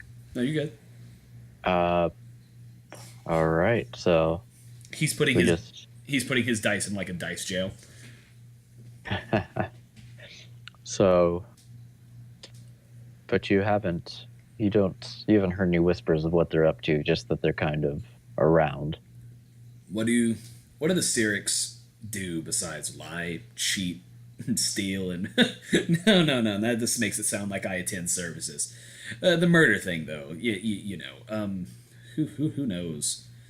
Right. Messing about with old Baal temples, I think it's heinous. I mean, we all know what happened with the Baal spawn wars 100 years ago. It was hell on this city. I hope they're not trying to dredge up any memories of the past, as it were. All right.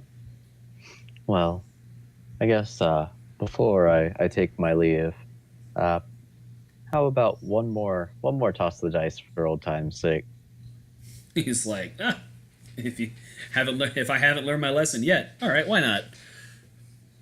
He pulls out a fancy dice that we all recognize. No. Oh God. Oh Jesus. I need to look at the. So for those of you guys listening who don't know, all three of these guys have their own special magic weapons or items. Ragnar has the Crown of Thorns. Lufir has Elidir, the Crystal Bow, and Jeramong has Vriska Sorket's Ruby Die, which is a magical ruby D20. And when he rolls it, he can produce a random D20 effect. And you rolled a 14, right? All right, that causes an explosion of flame. Perfect. All right, so he threw this into like the middle of the bar, like he's trying to incite a riot, basically. Okay, all right.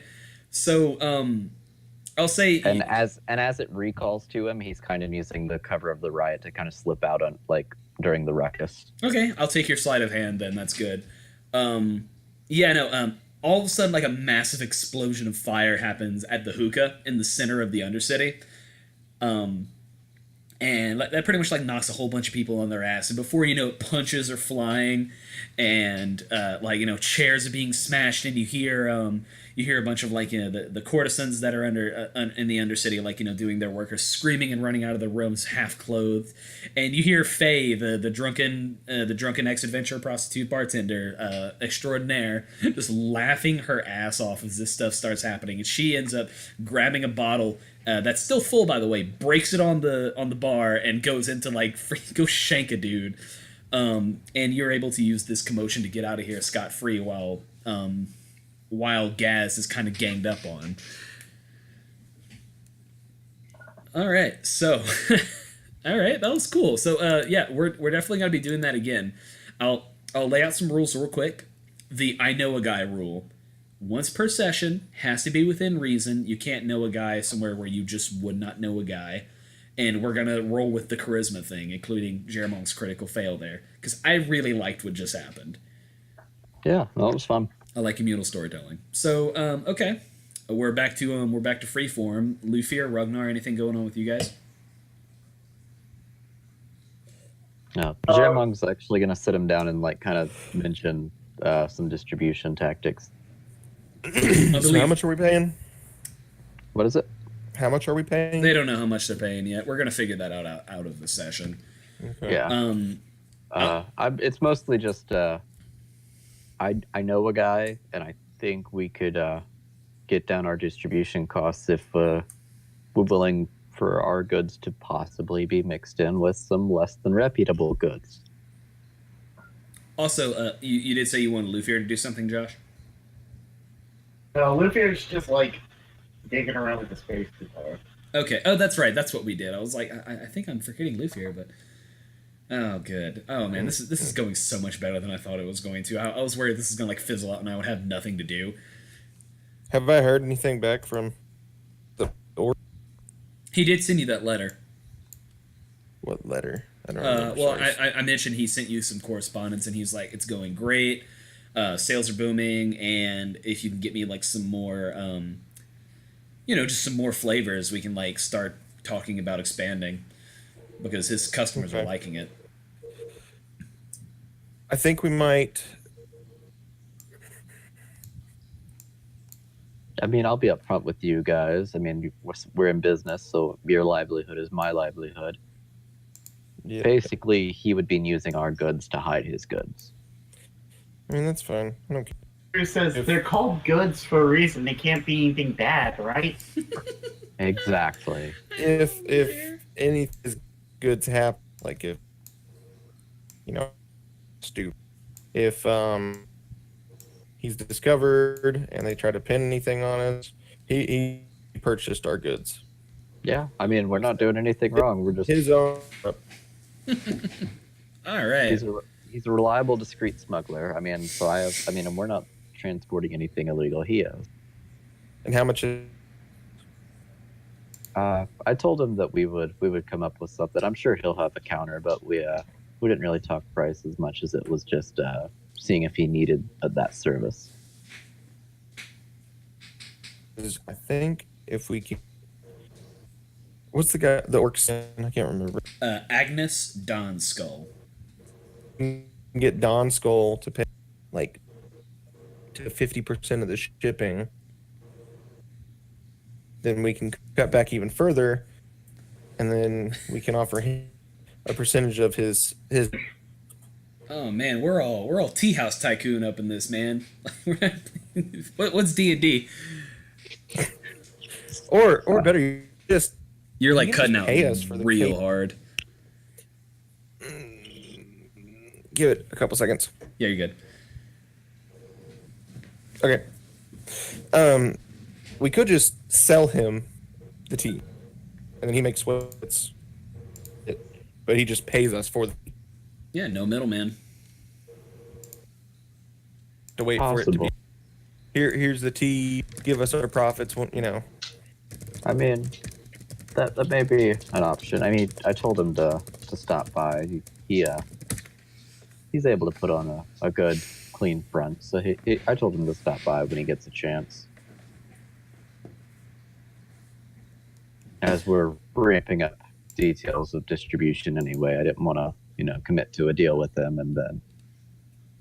How much Prematurely. are we? Real quick question. How much are we selling each cup Well, of tea for? That's up to you. Most like Well, you have a thing that you go off of that determines how much money, right? yeah, but that's like how much money you guys make in a week, not per cup of tea. So here's the thing. You said we're real popular. We're selling each for 50 gold pieces, and we're real popular. No. So like okay, so like yes. So here's the thing. Like because I gave you guys so much money in the caravan city, back when, it kind of makes it to where money is kind of like inflated in our campaign. So whereas I would normally say a cup of tea costs like 1 silver and 100 silvers makes a gold. It's 10 silvers. I would say it's like a gold piece. I'm gonna pretty much like eliminate the smaller. So we're basically functioning on only gold. That's what I'm That's kind probably of. for the best. That's probably for the best. It's like kind of annoying to deal with otherwise. Great for me. I hate converting, so. Yeah. So Let's see, a case would make like 150 cups of tea. I'm just saying right now that we're not converting hard numbers. I'm going to like have you guys roll for profit, and we're going to increase those margins because of what you guys are doing to expand the Okay. business. But we're not going to hard Well, convert then- numbers. I'm gonna sell them to him. This is wholesale, Mhm. and then ask him to cover 50% of the shipping, and then he gets to keep whatever he makes out of it. Okay. I mean, seems reasonable. Yeah. He roll persuasion for me, Ragnar. I'm I'm helping. not- I can do it. Sick. Yeah, Yeah. Okay. Jeremon, roll persuasion. It's fine. 29. Oh my god, yeah, he agrees wholeheartedly to like a actually kind of unfavorable deal for him, but it's good tea. He knows he knows it's gonna sell, so I think he's like playing it safe and getting on with you guys when you can. God, freaking 29 in persuasion. You might as well have like auto succeed on persuasion at this point. So yeah, you guys cut a nice deal with Agnes and Scornabel, which means that your tea will now be traveling to be sold in one of the busiest cities for caravaneers in the nation. Like the entire Western Heartlands. Awesome. I tell you what, I have a little idea going. Go ahead. And I'm not going to get too deep into it because, like, I mean, we could save it for another session. But he is at least going to relay the information about we might be taking a trip to the Undercity, and kind of relay that Cyric seems to have taken hold in the Undercity.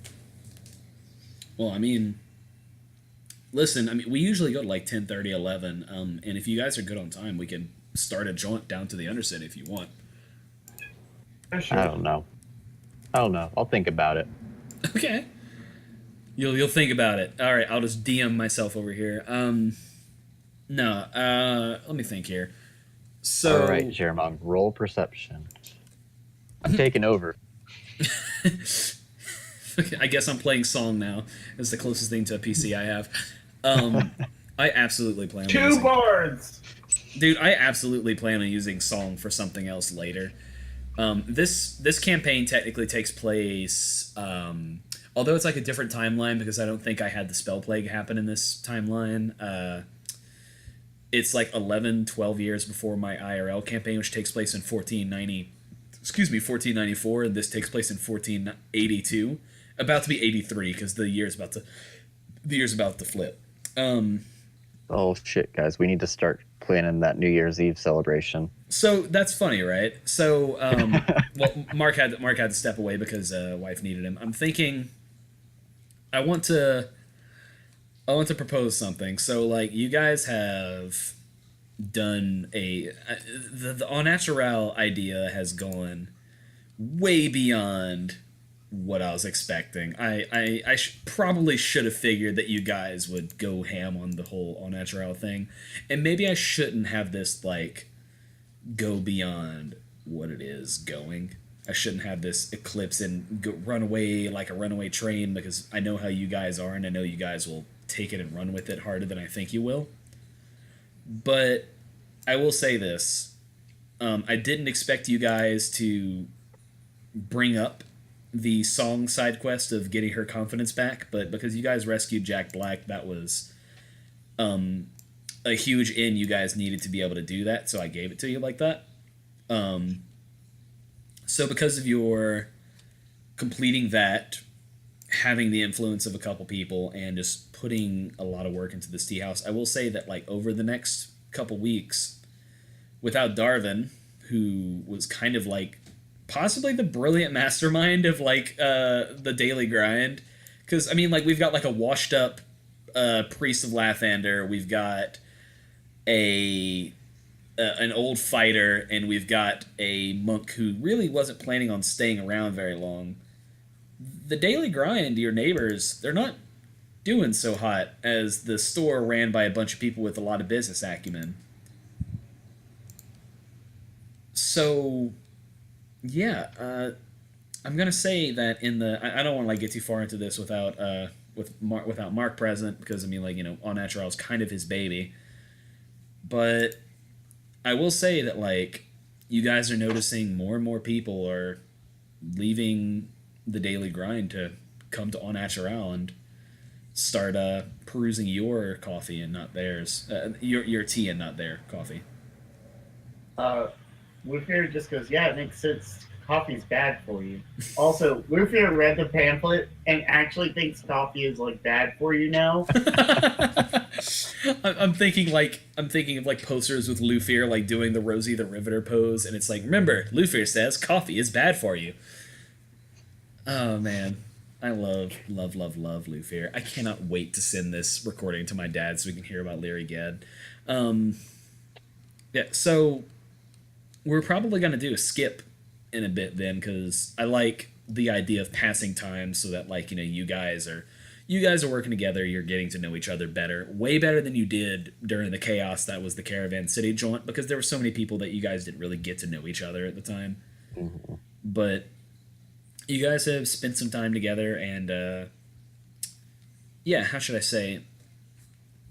I like the skipping around because it lets time pass, it lets things develop, especially whenever you guys have a business to run. We'll probably give you guys like another like 2 months of profits and cut to about New Year's, I think. And I really want Mark there. Either of you guys have anything new for me? Hmm.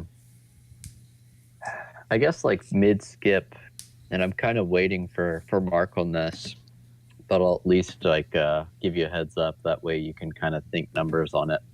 But I do want to wait for Mark to get back. I'm kind of thinking like, how much is it going to take in negotiations to buy out the daily grind? That's gonna depend on what kind of leverage you have. I'm sure I'll have you guys like roll persuasion or something. Just giving you a heads up. That's kind of what I'm looking at. So yeah, it's I want you. You have more business acumen than Lufir and Ragnar do. Well, Ragnar's getting it. Lufir is Lufir. Oh, Luther is definitely going to try to negotiate. Don't even. So like, oh This man, in like a very formal like 3-piece suit with the fake mustache and the monocle and the eye patch. and yeah. On How's Tell me about how Lufir is handling the whole remembering his dead parents thing. Is that something that he's looked into, or is he trying to forget? Luther had repressed that memory for a very long time. Yep. Now that it's back, every time it kind of gets brought up in any kind of way, he just gets really moody and almost like Kind of what now? Repeat. like the teen angst starts coming out. Oh yeah. You know. I think we established that Lufir is like 21 right now, so Yeah, essentially. yeah. So basically, a very like teenage age for I would say very young for. yeah, I would say we have like a teenage mentality at least, because I mean, years in slavery and such. Woo, fun. Yeah. So when it comes to things like authority and people telling him what to do, he's not very receptive to that right now. Mm-hmm. Bass guitar teacher. Yeah, I was gonna say, with exceptions to Leary Gad. Yeah, who is pretty much the only person who he's extremely chill with. I'm trying to like. Wait, if he's like emo angsty, is he like trying to start like an early 2000s emo band? Oh yeah. Oh If we yeah. don't turn into either A Day to Remember or My Chemical Romance later this, I don't even know why I'm here. Hear me out here. So like, it's canonical now that Song has the voice of Nora Jones, but I think I could work like some screamo in there if you like manage to strike He up. can basically be Paramore. Right. So that's another thing. I want to know like how's Lufir interacting with Song lately? You said it was to impress Song.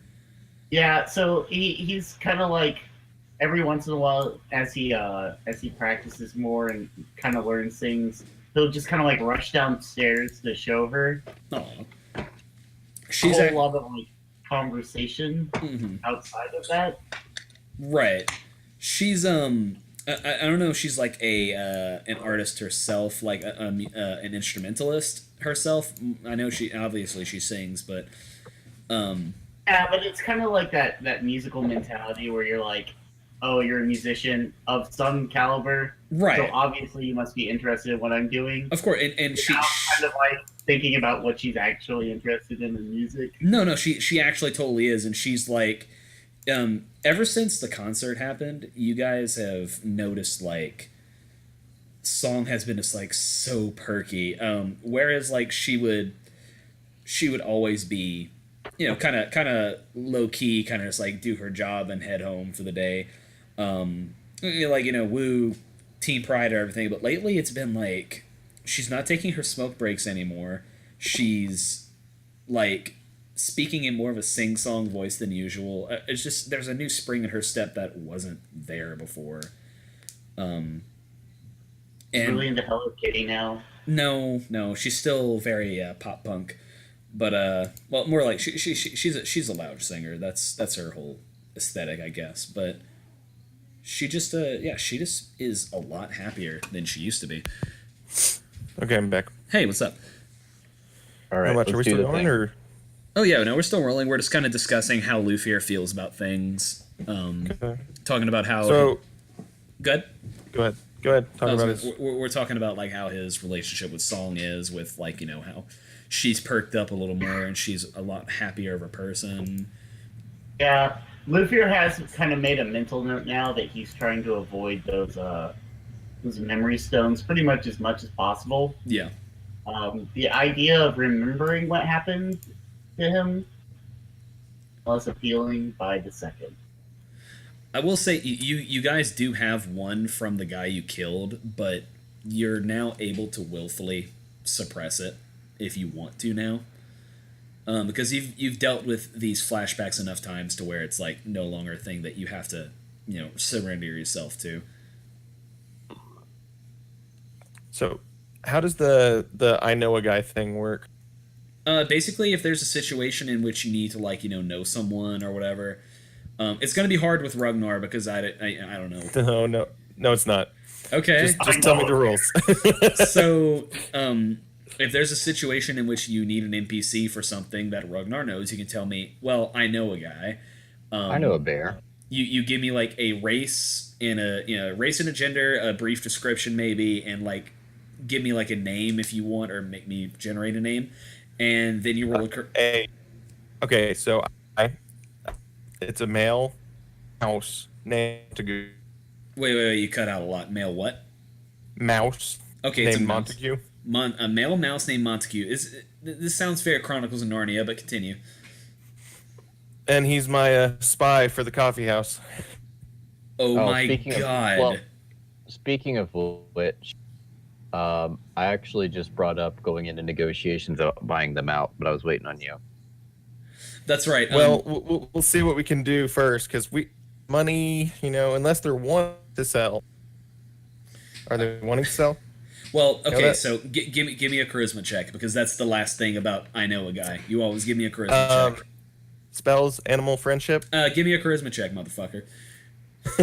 The DM's word is law. Jesus. Oh my god, that is a nat 0. Oh my god. Okay, so then proceeding after that, animal. Yeah, so like whenever Montague comes back from like doing wow, both of you guys have hit nat 1s on your things. So I don't believe in critical fails unless it's funny, and right now it's funny. So whenever he comes back, he bites you on the toe. That's fine. Okay, you can cast your animal friendship if you want. And okay. So yeah, he's I'm gonna like try to do I'm gonna basically tell you what I told Isaac, but like I'm gonna try doing a cute little mouse voice, I guess. But he's like, well, you see, ever since the old man passed, there's not many people there. None of them know how to run a business. Old man was in charge of the books. He was in charge of all the reedy things. He was in charge of all the things requiring a little bit of intellect. Do you have any cheese I can have, please? I haven't had cheese in a while. I will give you cheese if you just answer a few things. Oh, yes. And do a few things for me. So greedy, so greedy. Yes, so they're not repairing things as they should. The floorboards are a little creaky, maybe a little dirty. Lots of little droppings to nibble up whenever you can't find any cheese. But yes, no. Business does not look good. I think it's the tea. The tea house is just doing so well, and such fine cheeses here. It must be the big reason. Do you have any cheese? I do. But first, I pull out the deed to our business, like to our building, and I ask him if he's seen one of these. Oh yes, they have it. They have it upstairs. They have it upstairs in the top floor, which is where the upstairs goes, I guess. It's hard to get up there. You have to go up there, and you have to climb up one step at a time. And I'm such a small little lad. That's all right. That's all right. I'm not asking to retrieve it. I just want to know where it is and if it's well guarded. Yes, it's upstairs. I don't really know very much about guarding it. I mean, they're all quite sad. Okay. And I give him some cheese. Aw, he gobbles it like immediately. He's like, he lets out a little mouse burp, and he's like, I love cheese. Oh yeah, by the way, I'm the only one that can speak to him, obviously. But I turn to the other guys and I ask them, you guys have anything that you want to ask him? Squeak, squeak, squeak. No. And then Cal comes in the room and sees him and chases him off. Aw. Run away! That might be why we have a bad relationship. Because we keep a direwolf in the. Skulls for the Mouse Queen! The vengeance will be for the Lady Nibblers! I will tell all the boys back in Nim about this! Anyway. I think that probably Cal needs to become the mouse overlord. I will say, by the way... They're gonna have to sacrifice their... they're gonna have to sacrifice each other to her. So, I will say that because Speak with Yeah, Animals no. is still happening, you can hear every time Cal barks at the mouse, she's barking about protecting Lufir, protecting Master. God. Oh my God, it's a mouse, you dumb dog. Well, if you ever talk to Cal like ever, her primary personality trait is she loves Lufir very, very much. Primary directive. Dude, it's the belly pets. You see, she fancies herself to be Lufir's mom. Kinda. Okay, gotcha. Okay, More like pack leader. gotcha. Plan, It's- guys. It's the belly pets, dude. Mm-hmm. So what are you guys doing? I mean, because like according to the mouse and according to Germong, like just observing with his keen business acumen, daily grind ain't doing so hot. Yeah, and their deed is not well protected. What we can hear, and it'd be a lot easier to obtain a building deed. Are you trying to like Halo 3 capture the flag? No, it's just if we have the deed and our names are on it. You're just muscling them out. Is that what's happening? Pretty much. Why Here's pay for it when you don't have to? I like where your head's at. My concern is I can't be in two places at once. The guy that you would need to be running distraction and running the actual breaking and entering. Who said that we were? They have windows. I have monkeys. So we're not even being stealthy. We're just We're not full-on even getting- going in. I am My God, you madman. I'm stating right now that all monkeys have disadvantage on stealth checks through virtue Oh, of really? being monkeys. Oh yeah, go ahead and pull up your freaking player's handbook rule. God, I hate this. Even stealth monkeys. Oh, I was gonna say, let me guess. All monkeys have automatic success on all stealth checks. That would be freaking hilarious, but I highly doubt that. Yeah. Now, Okay. so what? Run me through exactly what you're doing. Basically, he said it's upstairs. Upstairs has, I'm assuming, like our upstairs. What are you gonna do? You're gonna like walk on the front lawn like, haha, the deed is in our name, and you're gonna have them evicted. Just when I thought there was a little bit of character development for Ragnar going on, just a tiny little bit. Remember, Ragnar hates the world because they're greedy. Oh yeah, so he's gonna go ahead and continue to expand his luscious tea empire. Okay. Yes. If he owns the world, then the world can't be greedy. You know, Alright. he's partnered up with like the one person whose sole motivation at this point is money. So What do I make you roll for this, Mark? I don't know. I don't know how to make you roll for monkeys. Well, with all of my spells and everything, with the speak with animal, the fact that my animal summon, I don't think there's too much that I'm gonna have to roll. All I gotta do is find a monkey in this book. Oh, God. A kapoo would be great. that's the /D monkeys /RD monkeys 1D monkey. Oh, I can have more than that too. Like this is gonna be a Oh, we're gonna covert op and of monkeys. No, dude, we're gonna make this like a freaking. I'm gonna make you like get a high score on Bloons tower defense or something. Oh God, I don't even. Mark, you do realize like what you're asking me. What am I asking you? You're asking me to break into a coffee shop, steal a deed with monkeys, and like, Yeah. I have to make you roll for something. There's no consequence of failure, dude. Where's the roll? You They got can't- opposable. They know what they're You looking can't for. just auto monkey yourself out of a situation, Mark. I mean, You can't just go. I'm just saying. If you find me, yourself around. I will. I'm fine with that. If I need to roll something, What is a bonus to a monkey's stealth stat? What is their dexterity? Let me guess. that's It's what like I'm looking up because I only have the bestiary. God. So- Like auto monkey. That's just a button on your keyboard now, I guess. Monkeys. Just the monkey button. That's it. You got your monkey butler and you got your monkey button. Let me pull up my stuff. Monkeying around. Ay ay ay. Boo. Stealth Monkey is a button. plus. Stealth is a +4. Oh my god, of Plus course it 4? is. It's my plus 4. Roll a d20 +4. If it's a crit, I swear to God. Oh, sorry. If that's D&D homebrew wiki. Never mind. I was on the wrong. You I know have- what? The sad thing is that sounds about right for monkeys. Because they're tinies, I'm pretty sure. Yeah. Oh my god. It might as well. I mean, yeah, because even baboon has that too, and that's actually yeah. Okay, so they managed to in the dead of night. I'm assuming this is at nighttime because not even you were that bold.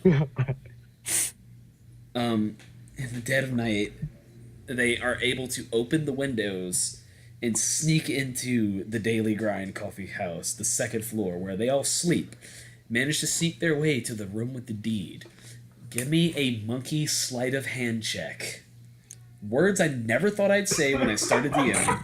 Their dex is only a 2 though. So Okay, so Dex is only a 2. Plus, yeah, yeah. so it's a +2.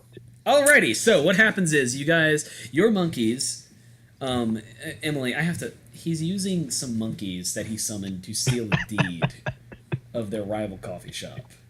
Will the monkeys listen to him? They're his monkeys. He pretty much tells them what to do.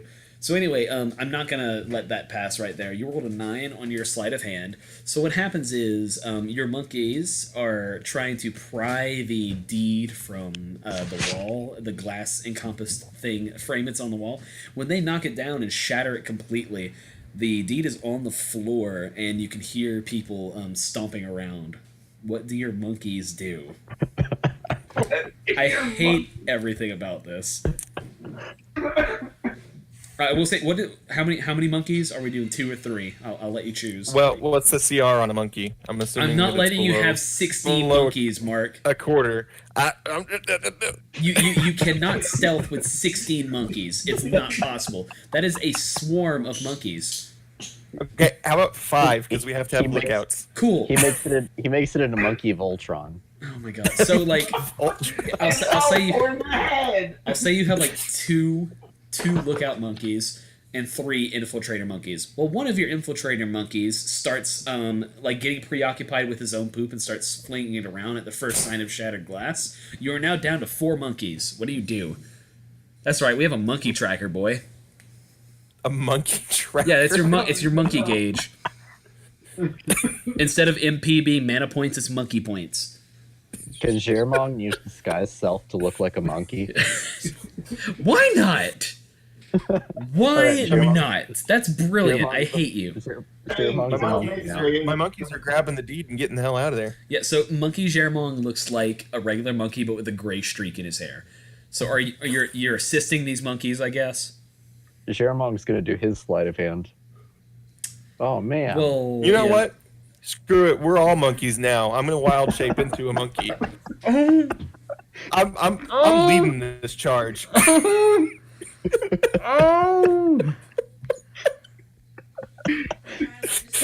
Can you turn Luffy into a monkey? We'll Sorry, go. buddy. Not till late. It would be a great time for Luffy to have a disguise to look like a monkey. Luffy, You're actually- oh my god. Please. You can. I tell you what. Yes, Luffy has a monkey disguise. No, you know Josh. what? Even better. Luffy is going to. Luffy's going It's just to. one of like the giant gorilla costumes. I'm crying. It's in my inventory. 1 second.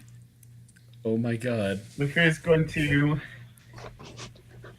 We're gonna use our body paint kit to disguise ourselves as the same color as the floor of the coffee house.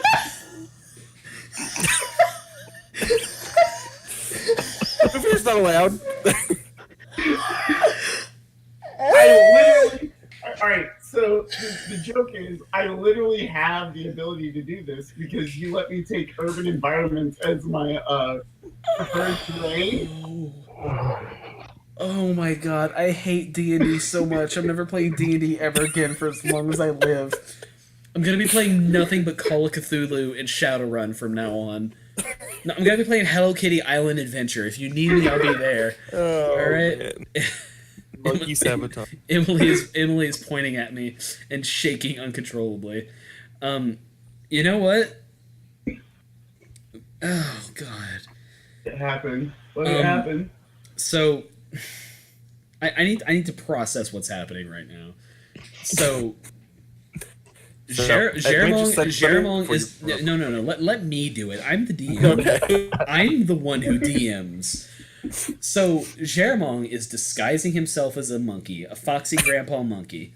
Ragnar has wild shaped into a monkey to accompany his 5 monkeys. So 7 monkeys, and then Luthier painted himself to be like the floorboards of the coffee shop. A thing that he can do as a ranger because he took urban terrain as his preferred terrain at level 6. Oh my god. Funnily enough, Luthier's plan is the most solid of all of them because it is like precisely a thing written down in his character sheet. You guys have shattered the glass and you hear footsteps approaching the door. He just lays prone. And like, listen, they step over you. It's actually quite impressive that they don't step on you. I don't even want to make you guys roll for this. This is you guys just have it. You've defeated the coffee house deed puzzle. So what happens is the two of you guys, Luthier, not Luthier, Jeramong and Ragnar as monkeys, Monknar and Monkmong, Jermonkey. I like it. You guys are able to grab the deed and escape while Corin busts in with his greatsword and starts slaughtering the other monkeys. Oh my god! But you guys are able to escape with the deed to the coffee house. The one that you guys were probably going to be able to purchase in the first place. But no, we had to go and play, like, Chutes and Ladders, but with monkeys. All right. Now, here's what we're gonna do. We're gonna trash our like, within reason, like, obviously easily cleaned up, but we want to make it look like the monkeys got into our place too. Wait, hold on, time out. I summoned 6 in our place and let them go to town. I'm going to scream. All right. Okay. You know what? Give me a nature check. All right. You get your wish. So what happens? You let loose 16 monkeys into an enclosed space. Oh god! Got to remember that 2 monkeys can fit into 1 of the 5-foot squares. You let loose 16 monkeys into an enclosed space. You can put the PHB away right now. We're not using that. We're going off the book. We might be past that now. We're going off road. You get your wish. They absolutely maul the room that you kept the deed in. I'm assuming it'd be like Ragnar's room, his office, whatever it says. Whatever kind of room Ragnar would keep if he doesn't sleep outside, which he probably does. Yes. And then they don't stop. They go downstairs and they trash your lobby. Before it gets too bad, I cancel the spell. Cool. These are deed monkeys, not tea monkeys. Yeah, they're a specific genetic breed of monkeys that only go after deeds. I got it. So yeah, you are able. We're gonna make an HGTV show called Deed Monkeys. Yes, you were able to stop the tide of marauding monkeys. Marauding Monkeys being my new band name. Anyway, and the bottom floor looks kind of bad. It's gonna need some time to get cleaned up. There's also poop everywhere. They were only here for like 15 seconds. You don't know how so much poop got over here, but you know, there you are. All helped. Okay. And Song kind of comes from her room. She lives at the tea house, right? You guys gave a room to her? Yeah. Yeah. Okay. Yeah. Yeah, Song comes out of her room and she's in her PJs and her little eye mask and she kind of lifts it up over onto her forehead. She's like, What's happening? I think I had a dream like this once. What are you guys doing?" Monkey problem. We're taking care of it. We're just Okay. monkeying around. Okay. You lose your Flipper is inspiration. still painted like the floor. Yeah, she kind of looks at all three of you. Are you guys still monkeys? No, I'm not a Jeremon monkey wouldn't anymore. be yet. No, He's Jeremon too would have. suspicious to be a monkey in our own. I need you to re-clarify because I didn't catch that, Isaac. Is Shermong a monkey still? Jeremon is not a monkey. He is- Okay. Flipper is still painted like the floor. That's she looks The, over the you coffee guys. house floor, which doesn't match our floor. Yeah, she looks at you guys and she kind of like accepts her lot in life and she says, "Okay, good night." And then she closes her door and goes back to bed. How do you guys You feel? have to clean this up in the morning. Yeah, and then you hear the door like open and slam again. All right. First thing in the morning, we're going to run over and ask them if they got hit by a monkey attack. So Corin's out there like fixing his broken window, and he's like, "It's the damnedest thing. There's monkeys out of nowhere." I'm giving him a gruff Southern accent. I don't know why. I'm sure Nick would approve, but Corin's like, they just broke into the top floor, and the only thing they took is the damn deed. Yeah. Ours too. The hell you mean They they took your deed too? Roll deception. Yeah. I know this is a moot Those point. To, like, damn make it- deed monkeys. I know it's like a moot point to make the fucking charisma monkey. God damn it! Bad choice of words, by the way. Yeah, all right. Everybody's monkeys now. Yeah, your deception succeeds. He's like, "Well, shit. Well, we're gonna have to speak with the city authorities. But I gotta be honest with you. We're kind of just between you and me. We're kind of thinking of closing shop. I mean, Darvin was really the brains behind the coffee shop gig, and we don't know if we're gonna be able to keep the place going. It's a real shame because we really like dance, but I don't want the kid to go without a job." Oh, What if can we get Dance a job? We can take the I know a place very off for rich him. lord who would be willing to hire him to work in a tea house. One Lord Reginald. And he kind of quirks an eye, and he keeps on fixing the thing, and he's like, "Ugh. How about when we get the deed back, we sell it to you for a premium? We just want to get out of the city. We thought it would be nice How to..." about how about you guys just get out of here? Leave this building. Just be on. You're cutting out a lot. So listen. I know a thing or two about business, and I know that you're trying to make some money off of it. But seeing your guys' traffic, I mean, it's one of those things like, do you want us to take it over, or do you want the bank to come for it? Oh my god. Yeah, he's just like, "All right, fine. I'll wash I my mean, we'll hands. take good care of it. You I'll know, wash my we're hands. not- I wash my hands clean of this place. I was built for swinging a sword, not for making coffee. You can do whatever you want. I'm going to And then he puts down his hammer mid construction job and heads for the south gate of the city. And you do not see Corin again. At least not for a while. Or What? All right. 2 down, 2 to go. whoa. That's 1 down, 2 to go. We didn't take care of Darvin.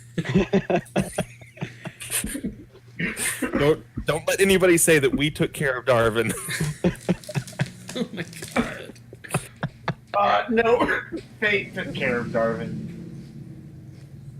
I like that. Fate wants us to have this. 1 second. You need anything? I'm eating chips. Oh, you were making a motion at your ear, so I thought you wanted to talk to me. I was adjusting my earring. Okay, whatever. Ugh. I Pardon have me. like 10 of those. Pardon me for being considerate. Anyway. God, paranoid. Anyway. She won't play Xenoblade. Now you're too bothered by your earrings. Where's the middle ground, dude? There is no middle ground. She owns me. Okay. So, what are you geniuses up to next? Jeez. I'm just letting this Jeez. ride. I'm just letting this ride out.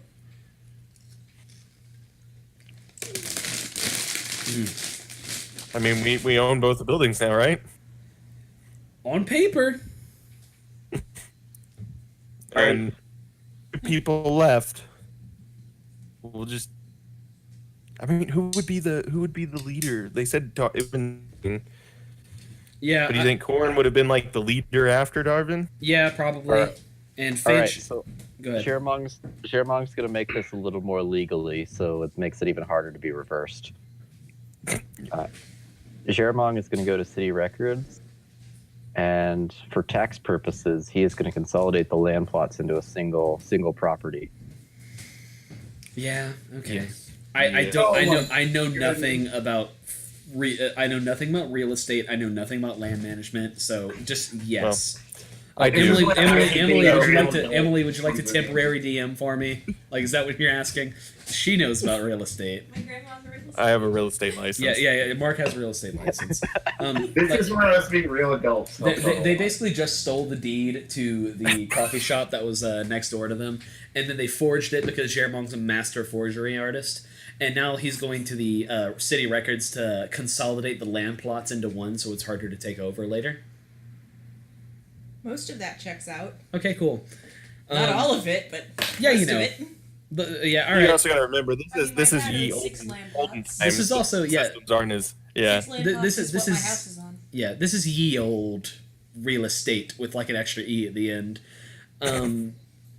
So yeah, no, you guys fine. You guys have solved my coffee house puzzle. Did we though? Did we solve it? Yeah, Or did we quotation marks? you threw a lot. Solve You it. threw a lot of monkeys at it until who knew that the ultimate solution all along was throwing a lot of monkeys at it. I You don't really think we're really gonna thought do it that? might have been, I'm glad you but humored I just me. had to do some reach on it first. Like, man, we've got a lot done this session, haven't we? We've said goodbye to a dear departed friend. We've expanded the business and reconnected. We've learned about like deeper machinations of the Sirik cult and restored a young girl's confidence in herself. And also threw 16 monkeys at our own establishment in order to usurp our rivals. Oh yeah, by the I way, think I can tell you which one of those is the most important. I think this is a part of like Dora the Explorer where like she's like, we threw the monkeys and we stole the deed. Yeah, we did it. We did it. now that I know that I can do this way, so yeah. Yeah, I'm no, just this gonna is keep, not. No, you are not going to throw. Listen to me right now, Mark Taylor Gailey. You are not going to throw monkeys at every single problem you face. I will have I will have lots AO of land the behind us. I will have Well, AO eventually the he'll Overfather get a himself. higher- No, you shush right now. You let me go on my little tirade here. He'll get a higher CR so he can throw something bigger than monkeys. I will So- have AO the Like, Overfather no, no, himself smite you from above. The god of all the gods will take offense at your sheer mockery of the natural order.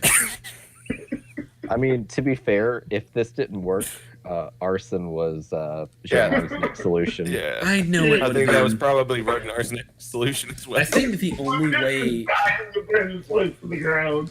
I really think the only way I'm gonna get a story hook on you guys after this arc is over is to destroy the coffee house. That's really the only thing I could do to you guys at this point, because that gives you a conflict with a big bad evil guy.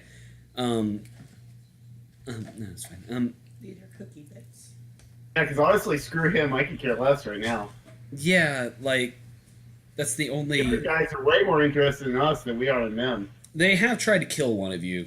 I'm just saying, like Cult of Sirik has tried to kill one of you. They didn't try to kill me. If that was a try, then Well, like, they were trying to extract your Better. memories. I'm just, God, I don't even know what to do with you guys. Like, obviously, you're gonna come into conflict with the Sirik people, but good deal. We'll only steal property. Be done. We'll only use the monkeys to steal deeds. How about Yeah, that? just 2 more.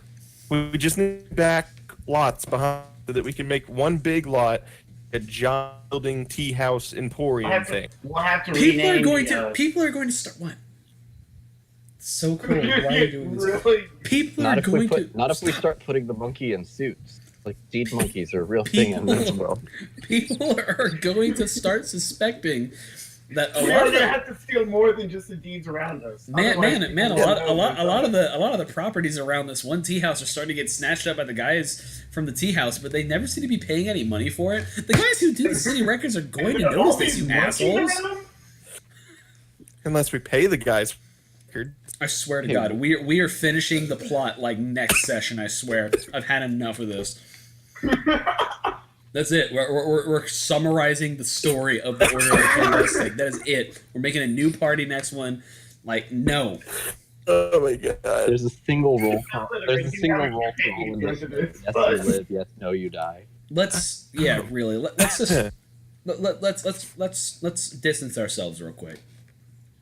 It's the new year. I'm trying to find every excuse within me to not just throw assassins at you constantly. I really am, because that is the only. I have a feeling that the next party I'll play a druid. What do you want? She's making motions at me. What do you want? I'm chanting, do it. Oh no, yeah, okay, cool.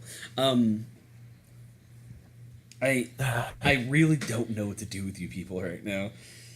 Oh, let us throw monkeys at problems, obviously. There's not enough magic in the freaking common world, so I'm telling you right now. Monkeys are arson. I will tell you right now, if you try to throw monkeys into the Undercity, they will be killed so hard that Ragnar's bastard son somewhere out there in the world will feel it. Alright, we're gonna have to. We're gonna we're throw gonna- monkeys into the Undercity.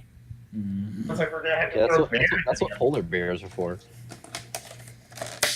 Is there anything else you guys want to do tonight? Is there anything else you characters are dying to do?